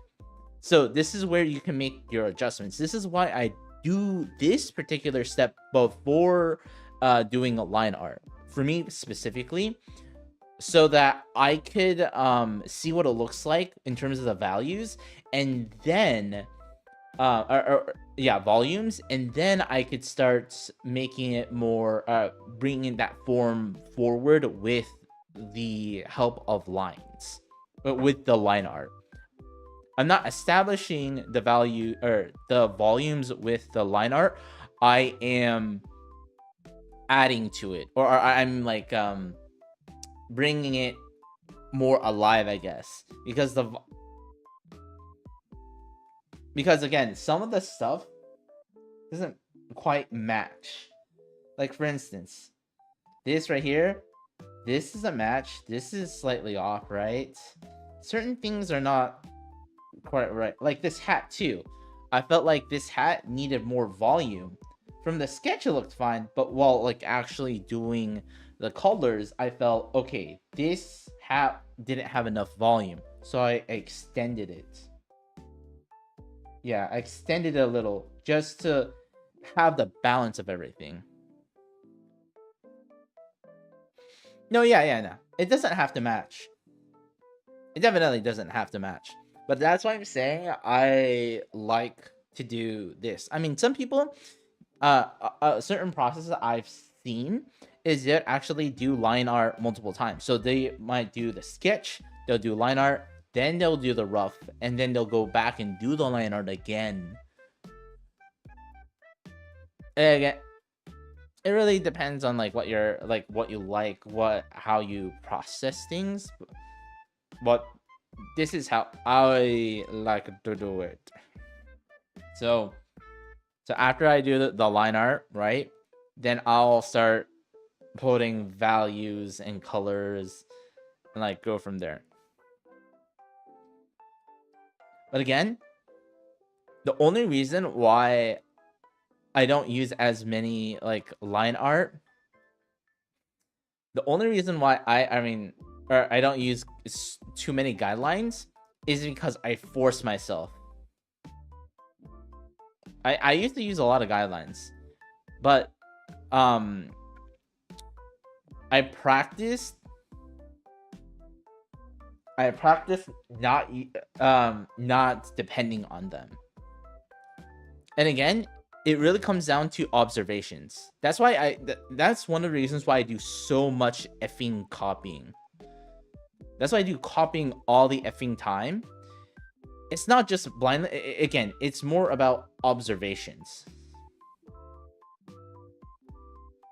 Guidelines aren't good for organic objects, MIO. I think they are. Because you need to understand construction first. Construction, and then with organic objects, it's now adding story to it. Like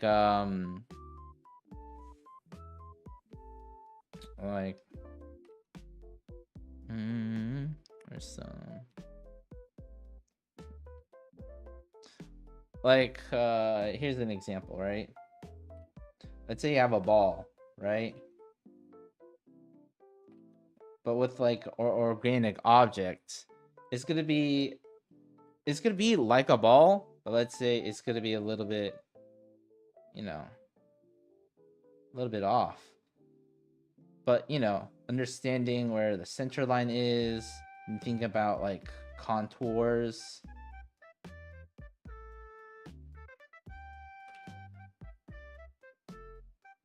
But you need to understand general constructions first. Like, okay, you need to understand that, you know, there is going to be like a cylinder inside, and then you add like a circle or a sphere to the cylinder.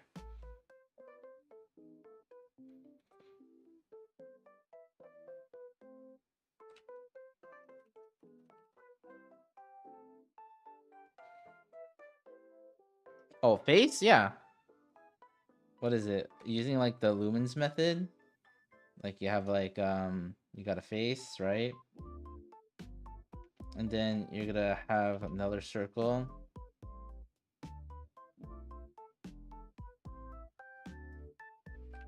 Face right here.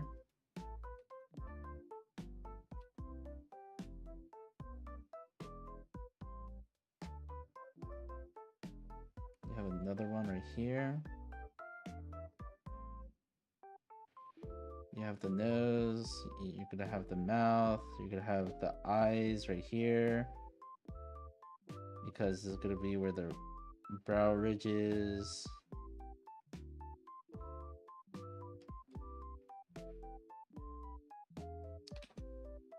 And depending on where you want the hairline to be, typically this would be the hairline right here. Continue this outward, technically. Mostly, Mr. was smarter than me, but I don't like the Mufled's method. So, I think... Here's the thing. You need to understand... that, okay, like, that is the biggest thing. You need to understand not just Lewin's method, you need to understand human anatomy to use it effectively. That is the biggest thing. That is the biggest thing that I've learned about using Lumen's method. Because when I first started using Lumen's method, I just did it willy-nilly. I didn't really think about it. I just like used it, right? But my faces look terrible. But once I started like looking more into the anatomy, I did several things. Understand the anatomy and understanding what the actual process is, not just copying it, but understanding each aspect. Why is the artist doing these things in their approach, and understanding the like, and now I'm able to like use Lumen's method fairly effectively. And then also there's observation skills and line control, etc., etc. Like, why is this important? Why is the ridge part important? Okay, why is this part important? Why does this have to be like, you know? How about this? The nose and the mouth, like, how far apart should they be? Why is this part important? Oh, this is where the ear should go. Why is this part important? Like understanding each one of those and how, and this is the biggest part, how to change those in different situations. I don't like using it, you know, fair enough. I would say it's very, you have to think a lot when using it. I think other methods are definitely more simple, or you don't have to think as much, and that could be very appealing.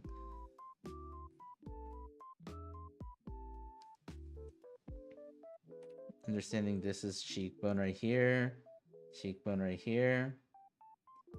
Are you gonna make it sharper, less sharp, and why? If they're younger, making this part bigger, or having the forehead bigger, so probably bring these parts more compressed. If they're older, increasing it, decreasing the forehead size.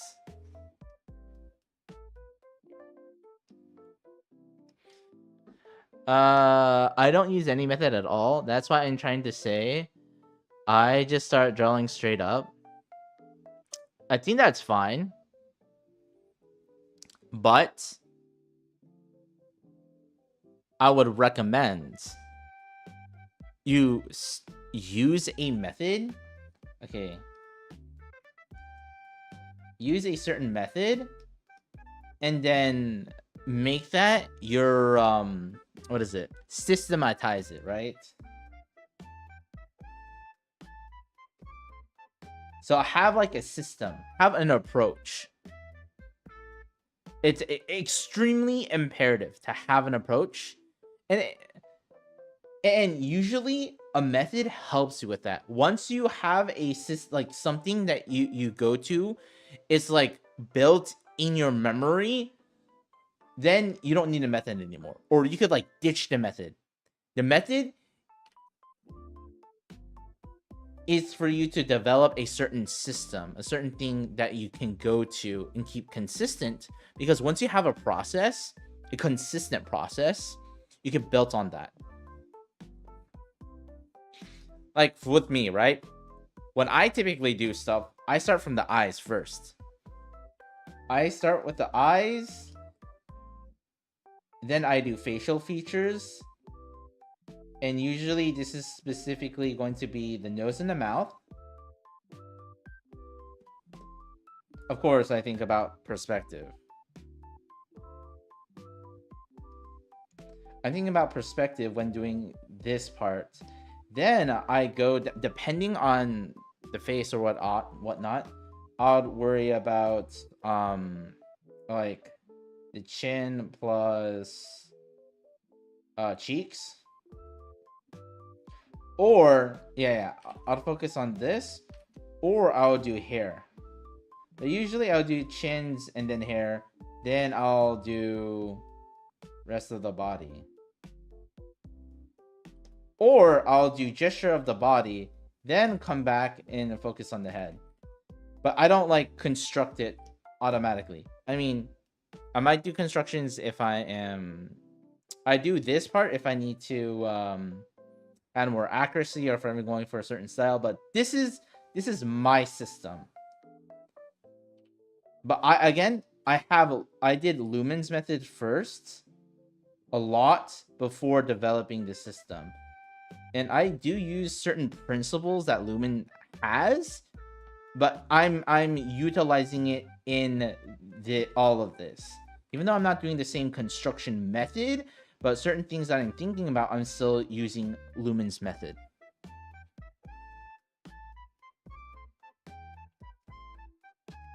Welcome, smile. Yeah, but you see, as a human, we are using faces and we know what faces look like. So why overcomplicate something you already know? That's my philosophy. I would show you how to draw, but I don't know how to do that, bruh. No, here's the thing. What our brain does, it simplifies. And faces are extremely complex. I don't really thinking about how faces are, the amount of muscles that they have to make certain expressions, it is crazy how complex the face is. And this right here, this is simplifying. It really is. Go look at how many effing muscles there are in the face. It is insane.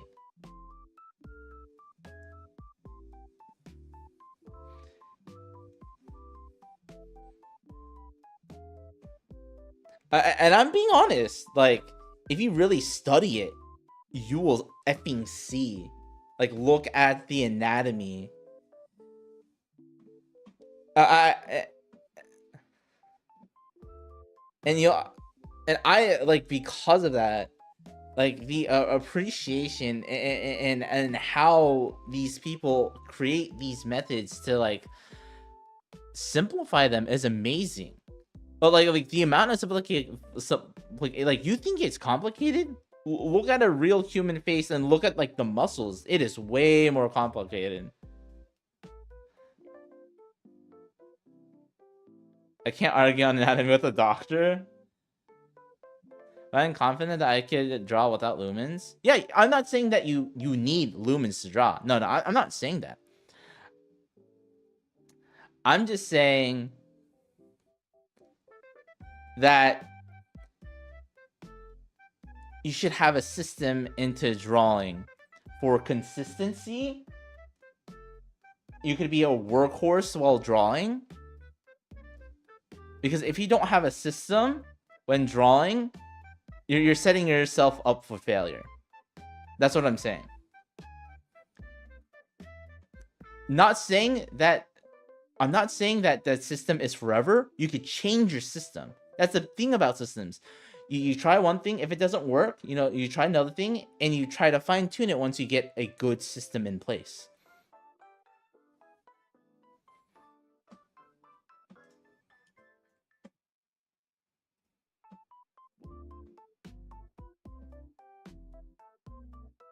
I draw so many heads so many times. I don't need so many guidelines for drawing heads. Yeah, that's fine. That's good.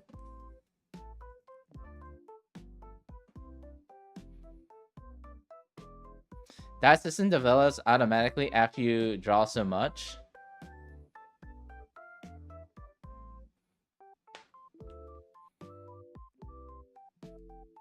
I mean, yeah, it can.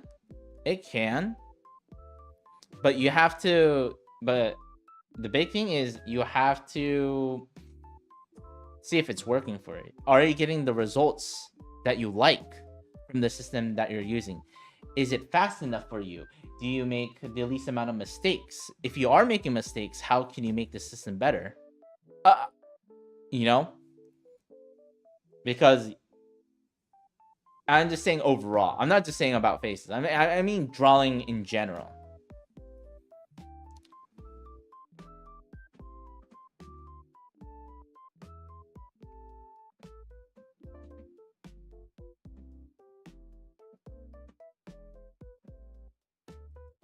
Whoops. That is not where my thing is. Where is my thing? It is right here.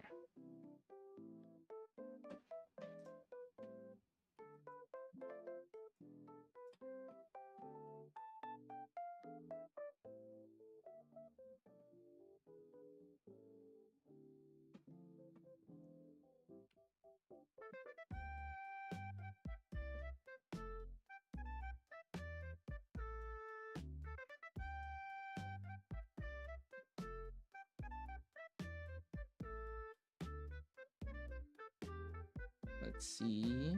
I need to.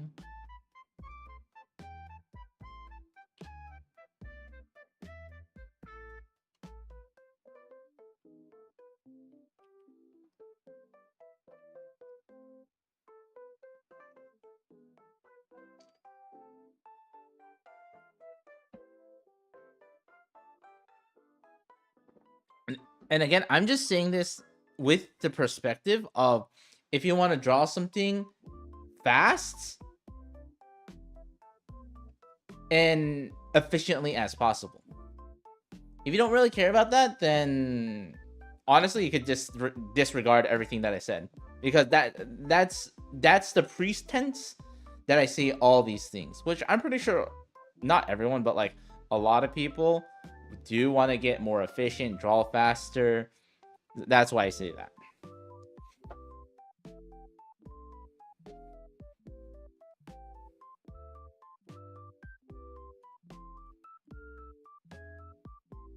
I'm not saying that you have to use guidelines.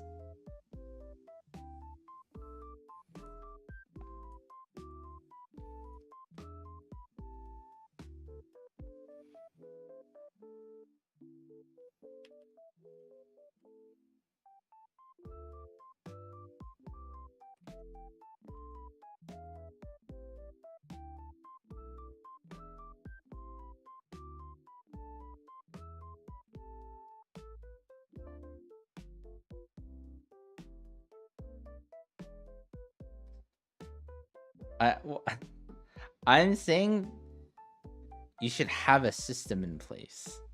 Not necessarily that you need guidelines. But guidelines can help you get to a certain system to utilize.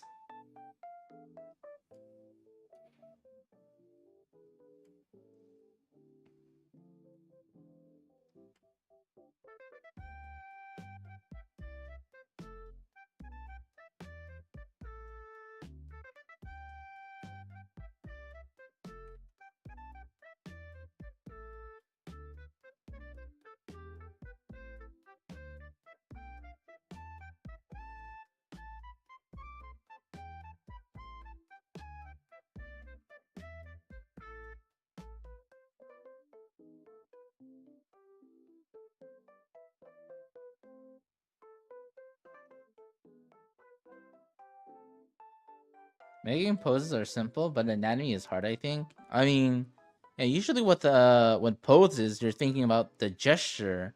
Compared to anatomy, you're putting volumes in, which is, you know, you have to think about it more. It's more defined. I don't know, maybe you're right, because I've been drawing for a while now, and I remember using Idolize for a year, so I recently dropped it, like half a year or something.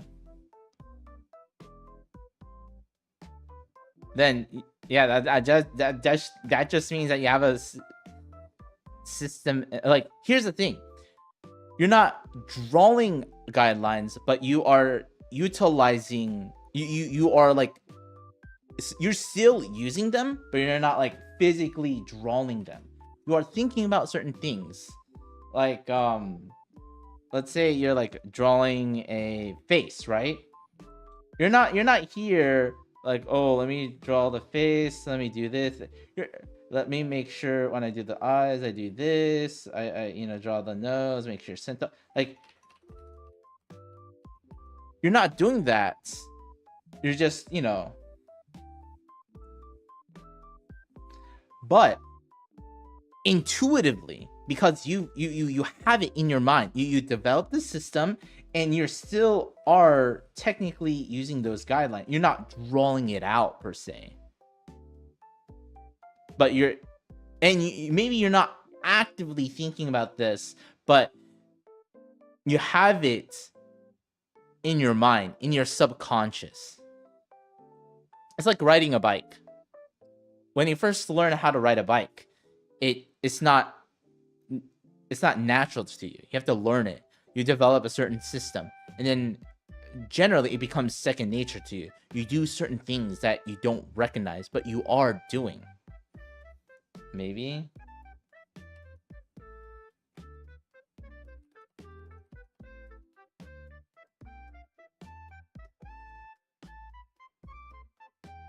Most likely. Yes, here's the thing. One thing that's very different about me, maybe not most different, but I am extremely analytical. When I draw, I don't stop. Me personally, I cannot draw without thinking. It is impossible for me. I have to think. I have to process. I have to justify. That's me personally. I envy those people who can just draw without thinking. My brain doesn't work like that. That doesn't mean that you are not using your brain.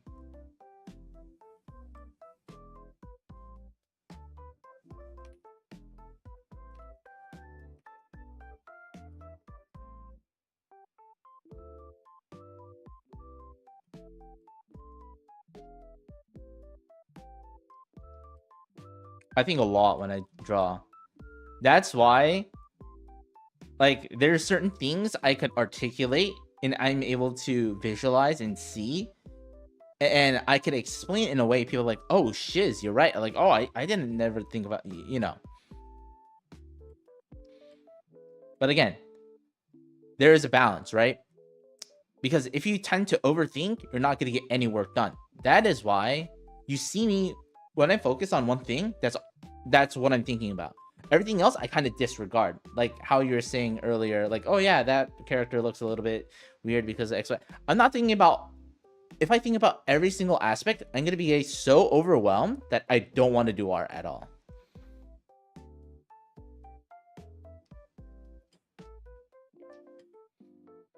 So that's why I shift my focus on only a few things when drawing, or like when I'm practicing, I should say. When I'm practicing, when I want to like hyper focus on something, I just regard everything else, or else I'm not gonna get any work done. But I do think on physics and logically, so that's why I can't come up with crazy anime designs. What do you mean about crazy anime designs? What do you mean by that? Because here's the thing. Depending on what your goals are or what you're trying to do, you are trying to make something believable. The thing that's the great thing about art, or let's say you want to tell a story, right? It's not about realism. It's about, can I make this believable? And that has to go with like anatomy as well. With anatomy, it's not about making it the most realistic. It's making it believable to look not weird, and that's the believability part. That is why you have design matters, right? Like, even though you know something is not anatomically correct, but it looks so good and you don't recognize it because it's believable. Again, with me, I'm not trying to perfect anatomy. I'm not trying to be a great anatomist. I'm just trying to get it good enough, or it's believable that when you see this character, it makes sense. So that's why I say come up with crazy anime designs because of physics and logic. Are you trying to make it like it's real life, or is it something else? That's why I asked that question. Good news, I'm getting a tablet for drawing in Con 10K Pro. Oh, nice, nice.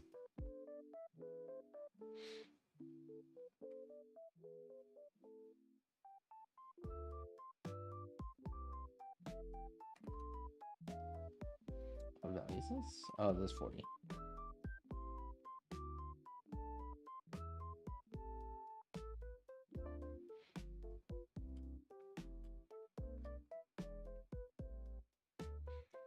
For example, new Teto with white clothes. She has a white cloth wrap on her twin drills, but it doesn't physically make sense. Look it up and you'll see. Tendo white clothes.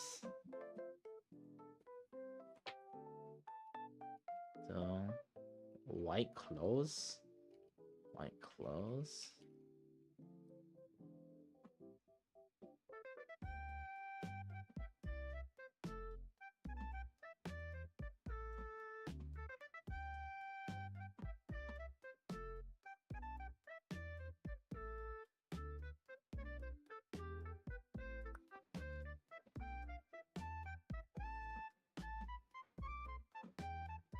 Grayish dress.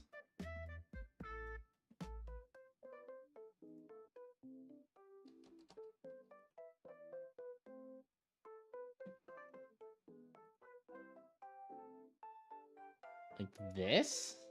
Is that what you're talking about?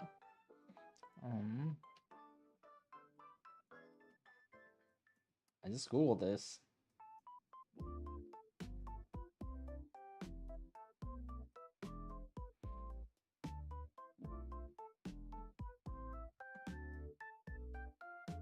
So what are you saying doesn't make sense? What aspect?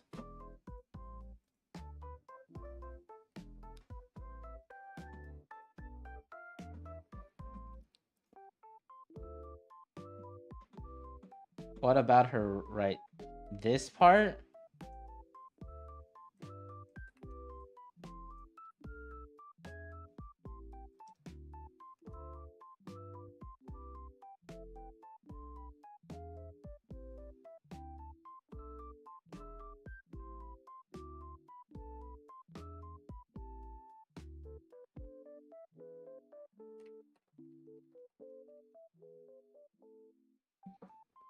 Okay, so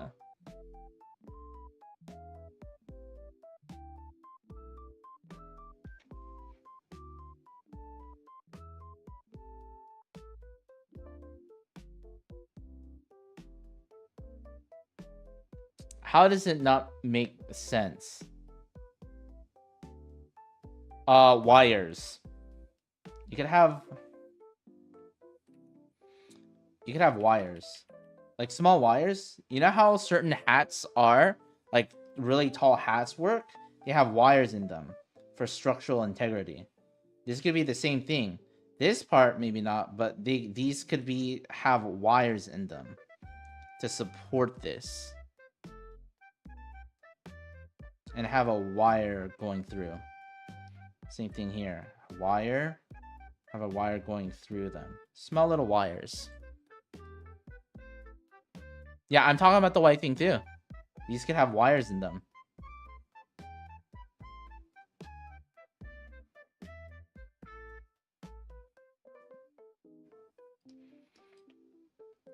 It's so simple, just wires.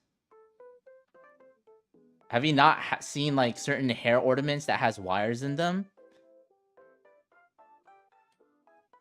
Yeah, the bow. Again, this might not have wires, but these might. These can attach.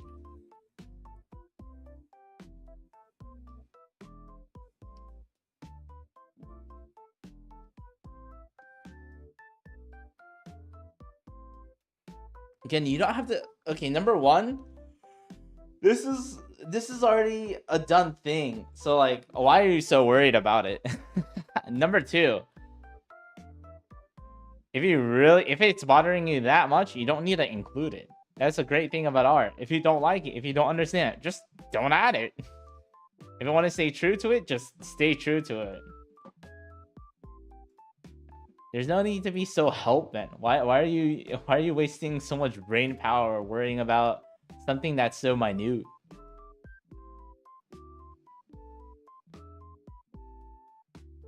Here's the thing. Everything in art needs to make sense. Oh.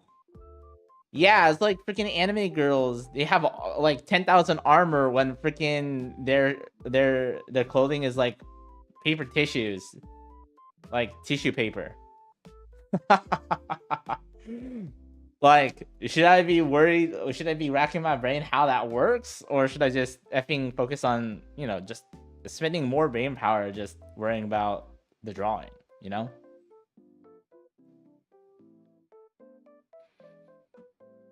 There's something called suspension of disbelief. There's always going to be some portion of that. And again, if that bothers you, then just don't draw it.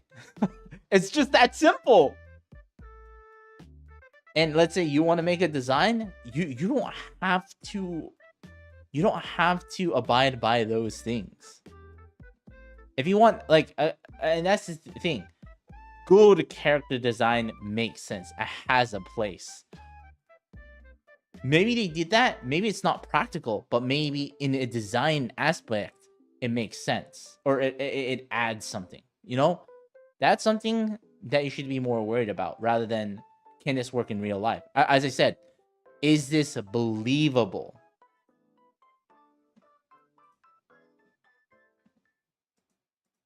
Maybe in the world, it does. Because you can't just apply everything in the real world to the world of the anime and the world of whatever.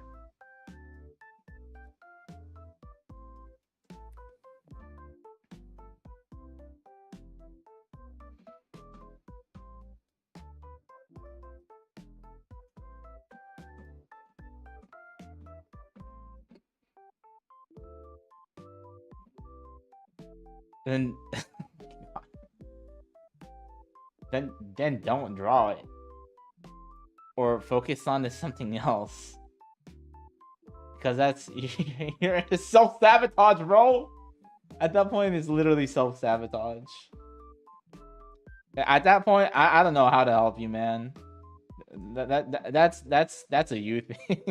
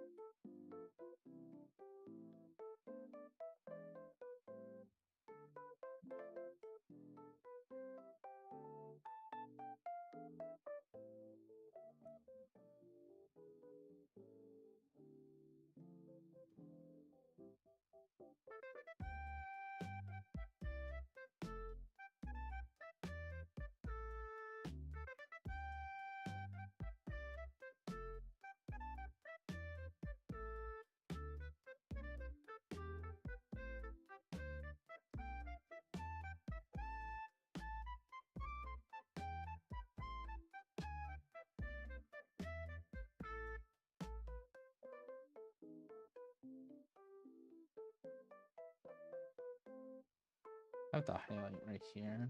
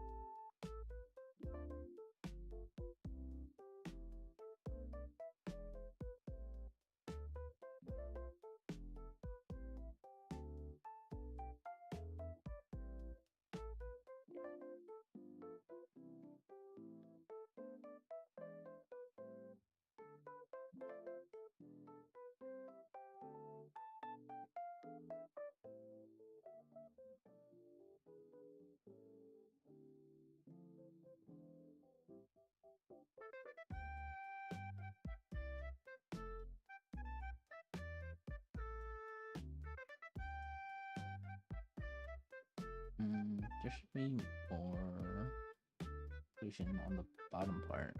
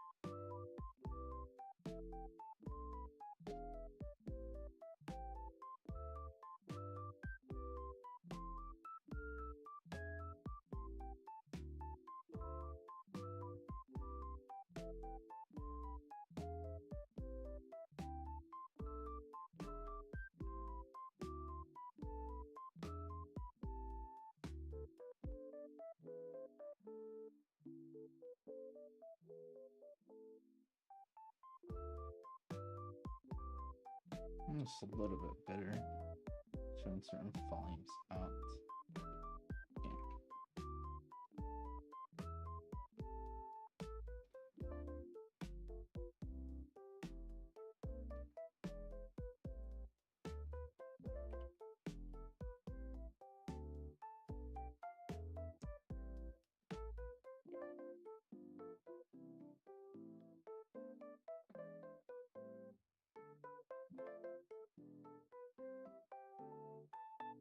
Let's see.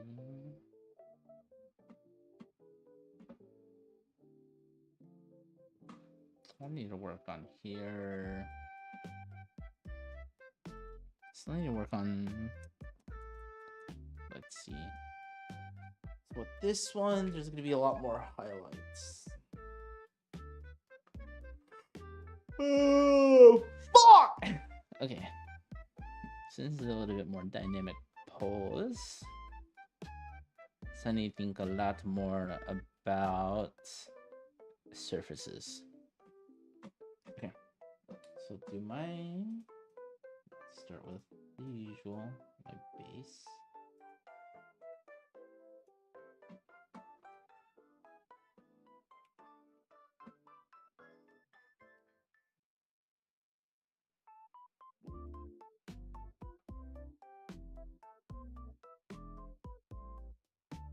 This arm's effed up, but whatever.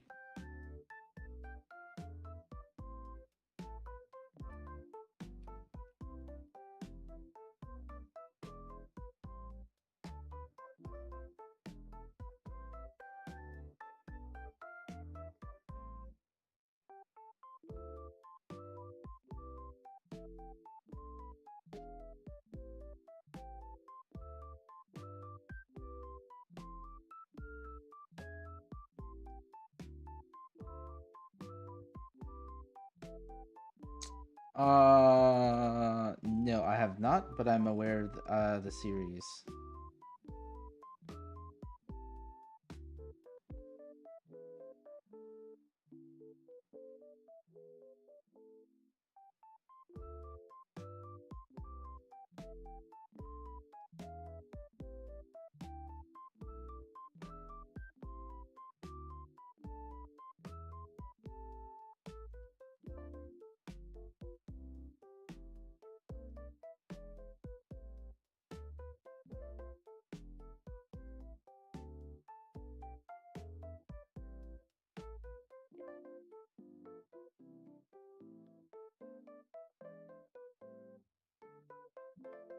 I may be a weeb, but I haven't watched every anime on the face of the earth. Oh.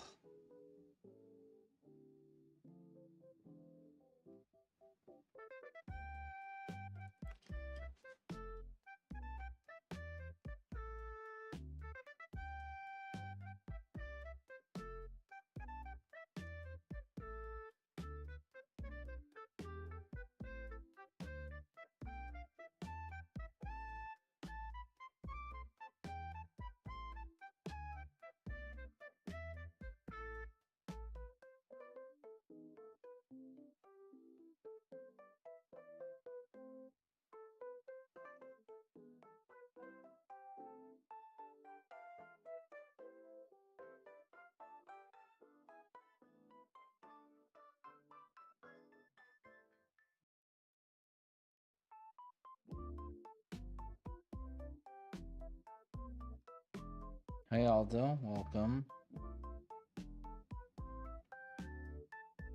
Doing my homework instead of doing my illustration, as per usual. Welcome. Okay.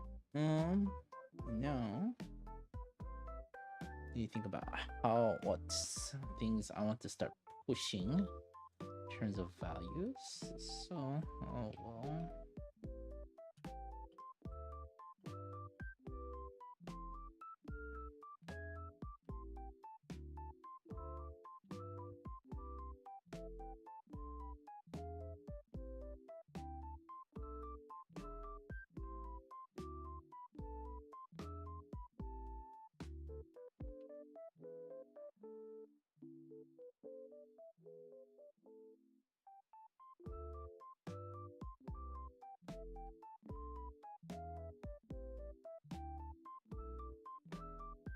Hey, whoa. Don't use that S word with me. That should be reserved for people who are actually good, man. Not me. I.e., not me.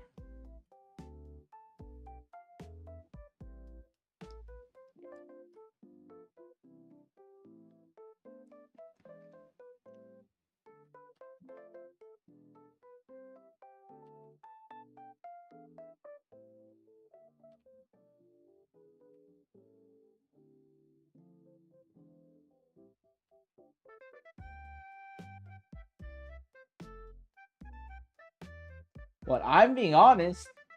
I'm being honest, man. I know what else to tell you.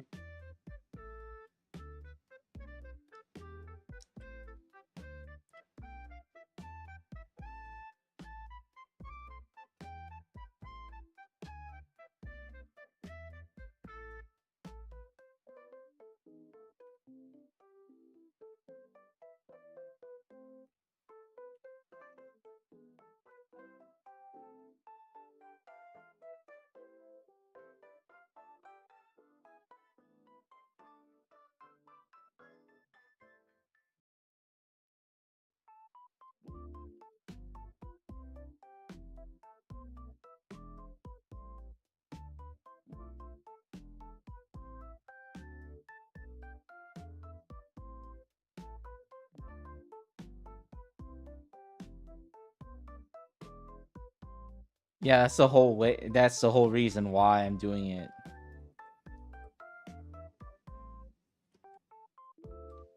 I'm only using 4 values. Because here's the thing. I'm not trying to make this look good. The whole reason for this is that I'm able to have an understanding. So when I start having more options, it'll become easier. AKA, I'm learning everything the hard way. No. I'm doing all this on 2 layers. This one, yeah. Streaming while watching. Oh my gosh, hold on.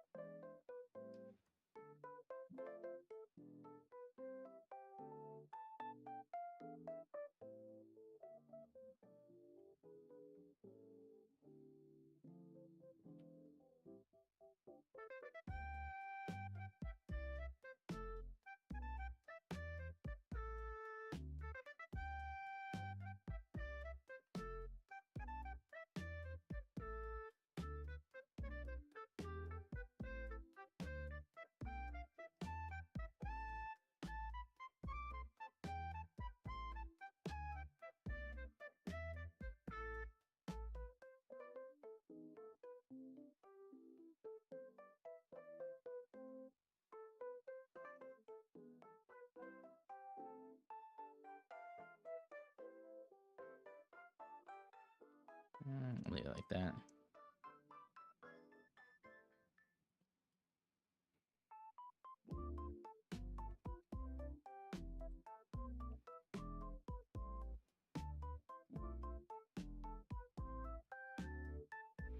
I suggest you lock the layer so you can work freely, even if it's 1 layer. I mean, I could. But I'd rather just do it this way. Because I'm trying to build on top of things. Again, it's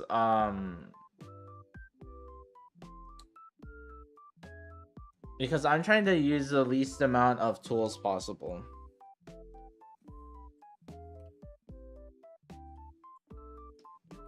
Because again, I'm trying to think about this in the long term of things. What layer is this one? Oh, it's like this. Okay.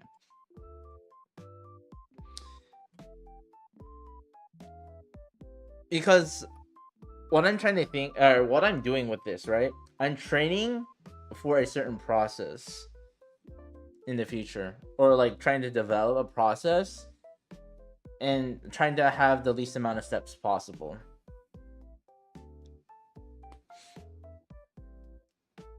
So why not get comfortable with doing something while I'm learning?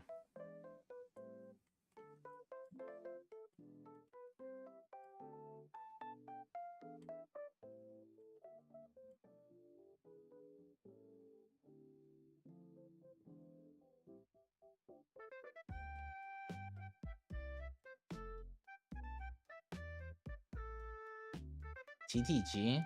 What do you mean TTG?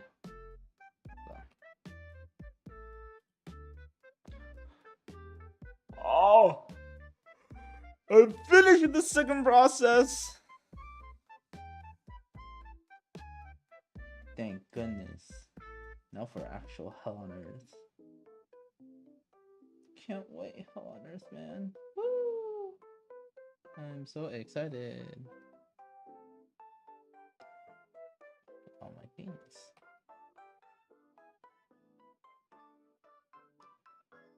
For now, I can do this. Have to choose.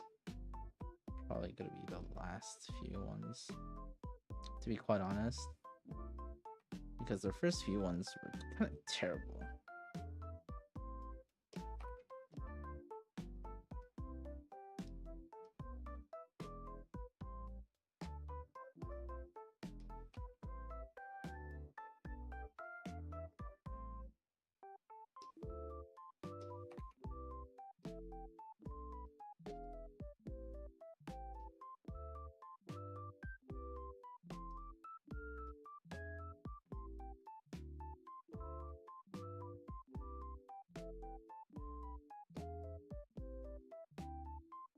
But the reason why I'm saying lock the layer is better is because you could paint the lockout layer so you don't have to worry about brush size, and you could paint the borders as well.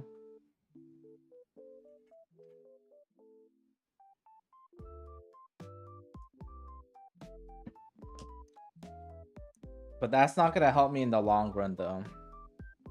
Because with that, right? This gives me better brush control. Because that's the thing with painting. It's not just, oh, just slap colors on. It's about thinking about how each stroke works. How are you defining the layer? And with that, it gives me better control in the long run. Yes, it could help streamline XYZ things.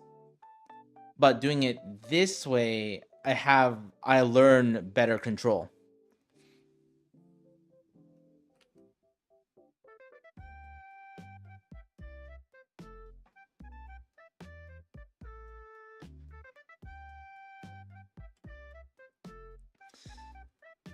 See, yeah, that's why. So Felix, word of advice. I think before going willy-nilly with certain advice, you should ask about certain things. Hey, Jacqueline, welcome.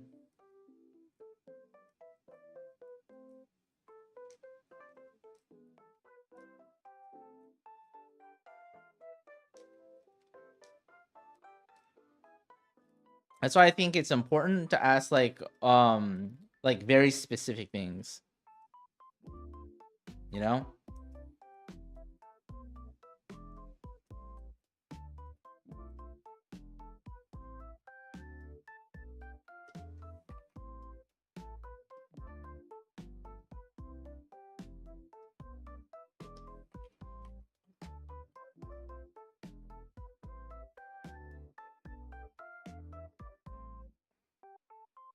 No, I don't even know what that is, Jacqueline.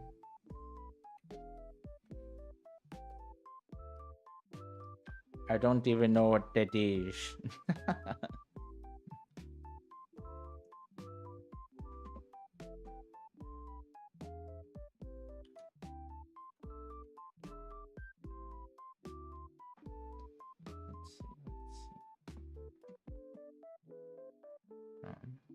Your song slaps.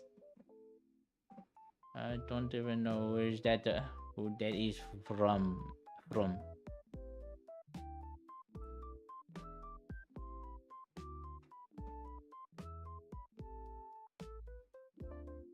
No, yeah, that's fine. I'm just saying, like, if you want to give advice, have it a little bit more specific, just because you could have, it's more targeted than just giving like general advice. General advice is okay, but like it's general, right? It's like it's not going to be the most helpful.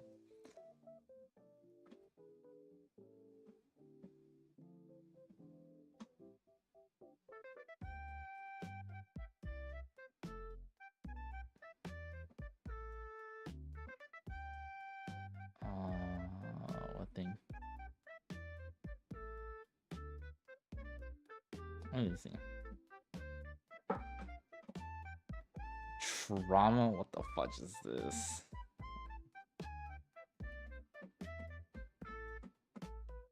Again, yeah. For me, it's not always about what's easiest, what's etc. For me, it's I'm trying to do everything to help me learn.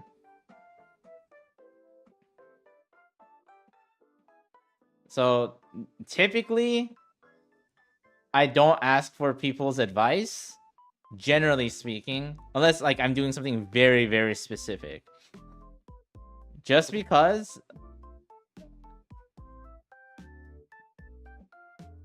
more times than not, it's not very helpful to me. Or there's, yeah. Unfortunately.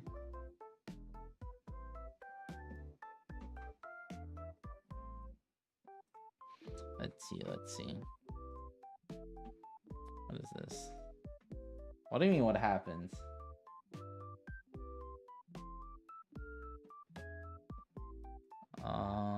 Where is the thing?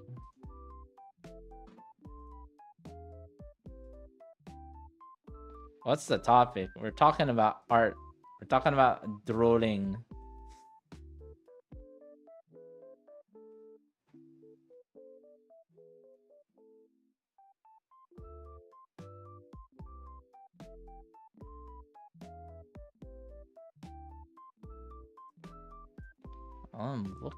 I'm looking for something to copy.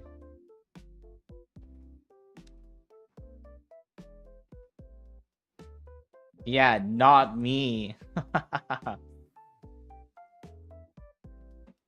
That much I could say.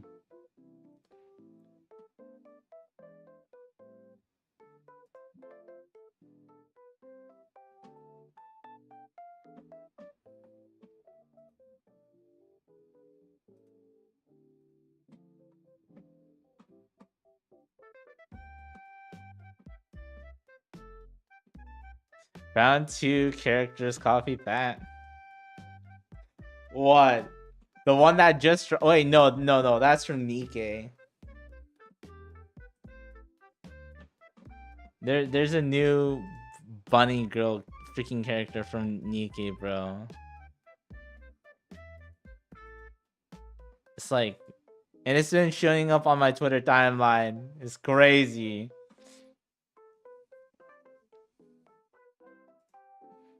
Works too. But what if I don't want to draw Nikkei characters, chat? What if that's not what my heart desires?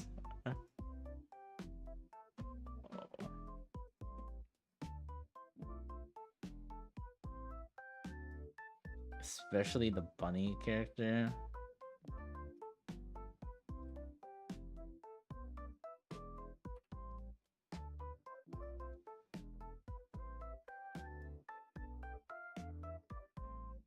What's that? No.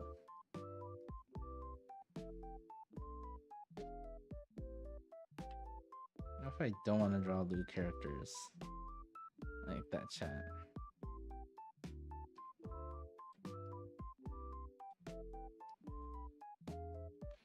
Yeah, I'm aware. Freaking Will was freaking thinking about maybe playing Nikkei because of the new bunny character design.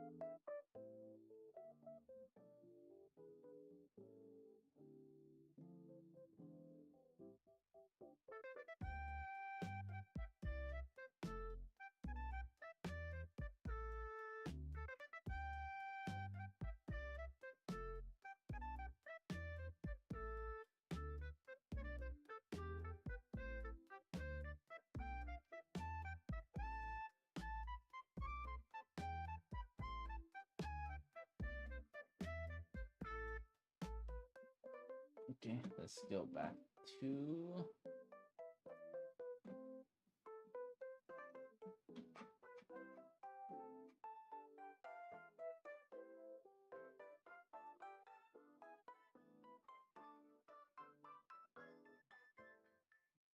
Listen to TY.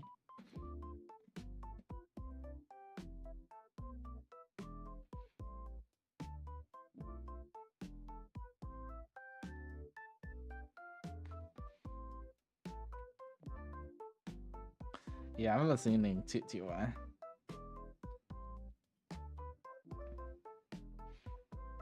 I mean, yeah, the devs know what they're doing. An OC that is not mine. From an artist that I enjoy a lot. And it's Kumo. Because I really like how they draw characters. Personally speaking.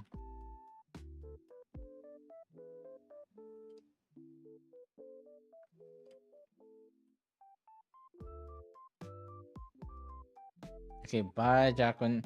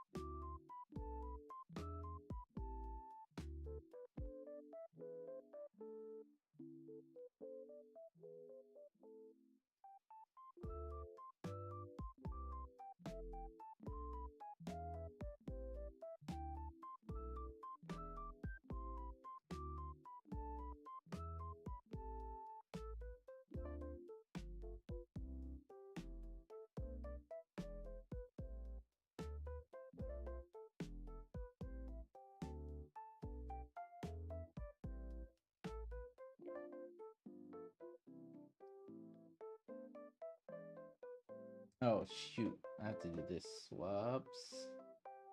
My copying thing.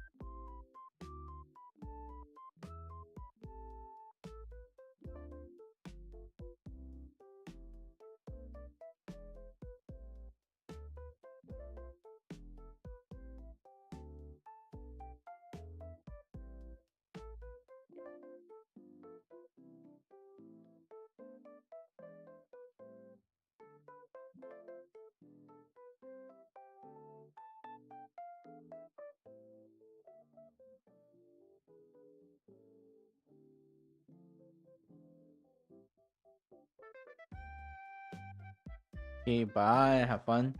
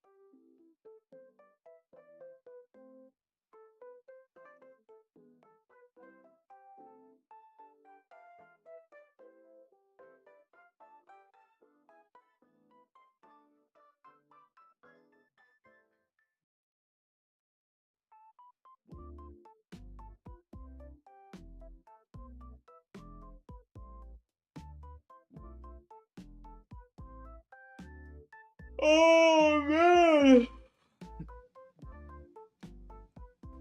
Oh. Okay.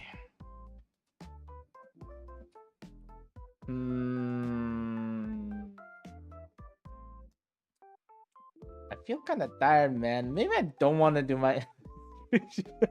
I bet you freaking M4 is near me, like freaking knife is whispering in my ear.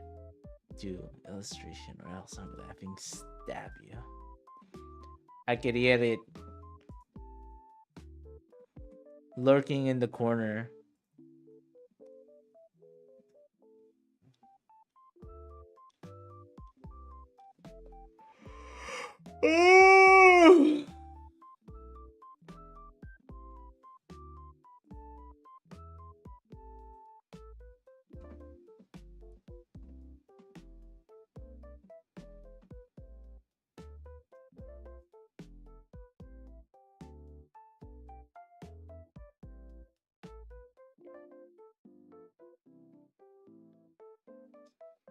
I'm so tired though. Okay. So, okay. Here's the plan. Here's the plan. Okay. Since I technically finished the homework. Actually, that's a lie. I still have one more step for homework. But I'm not going to work on homework, right? I will do line art. I have to do line art for this cringe. And I'm going to use the G tool. G tool, right?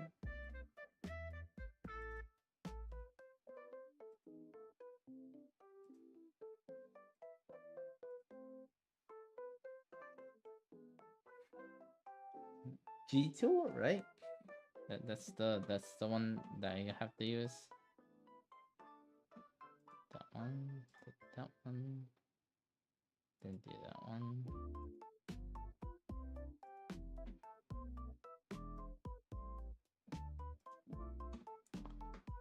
Okay. Okay. Yeah. Next step will be G tool. G pen, I mean.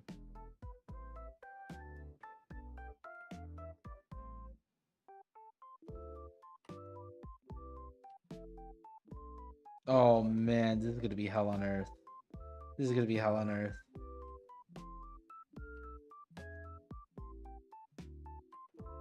Oh, doing the liner is gonna be hell on earth. Oh, I already know. I could already tell. I think. Oh fudge. Maybe next stream is just gonna be me doing line art the whole time.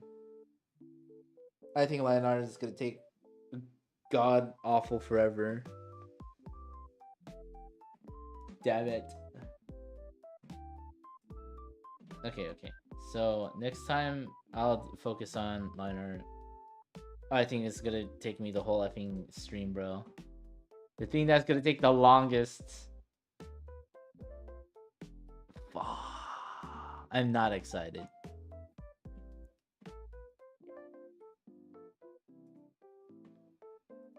Yeah. I'll do line art next time.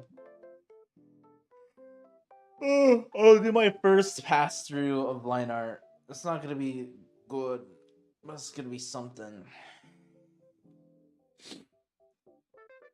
I'll probably do separate line art for the hat, the hair, clothing, and body. I might make those separate. We'll see how fast we can do it. It's gonna probably take a while.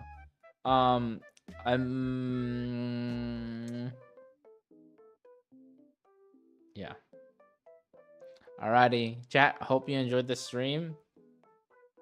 I don't know. Rust. Alright, see ya later. Okay, bye.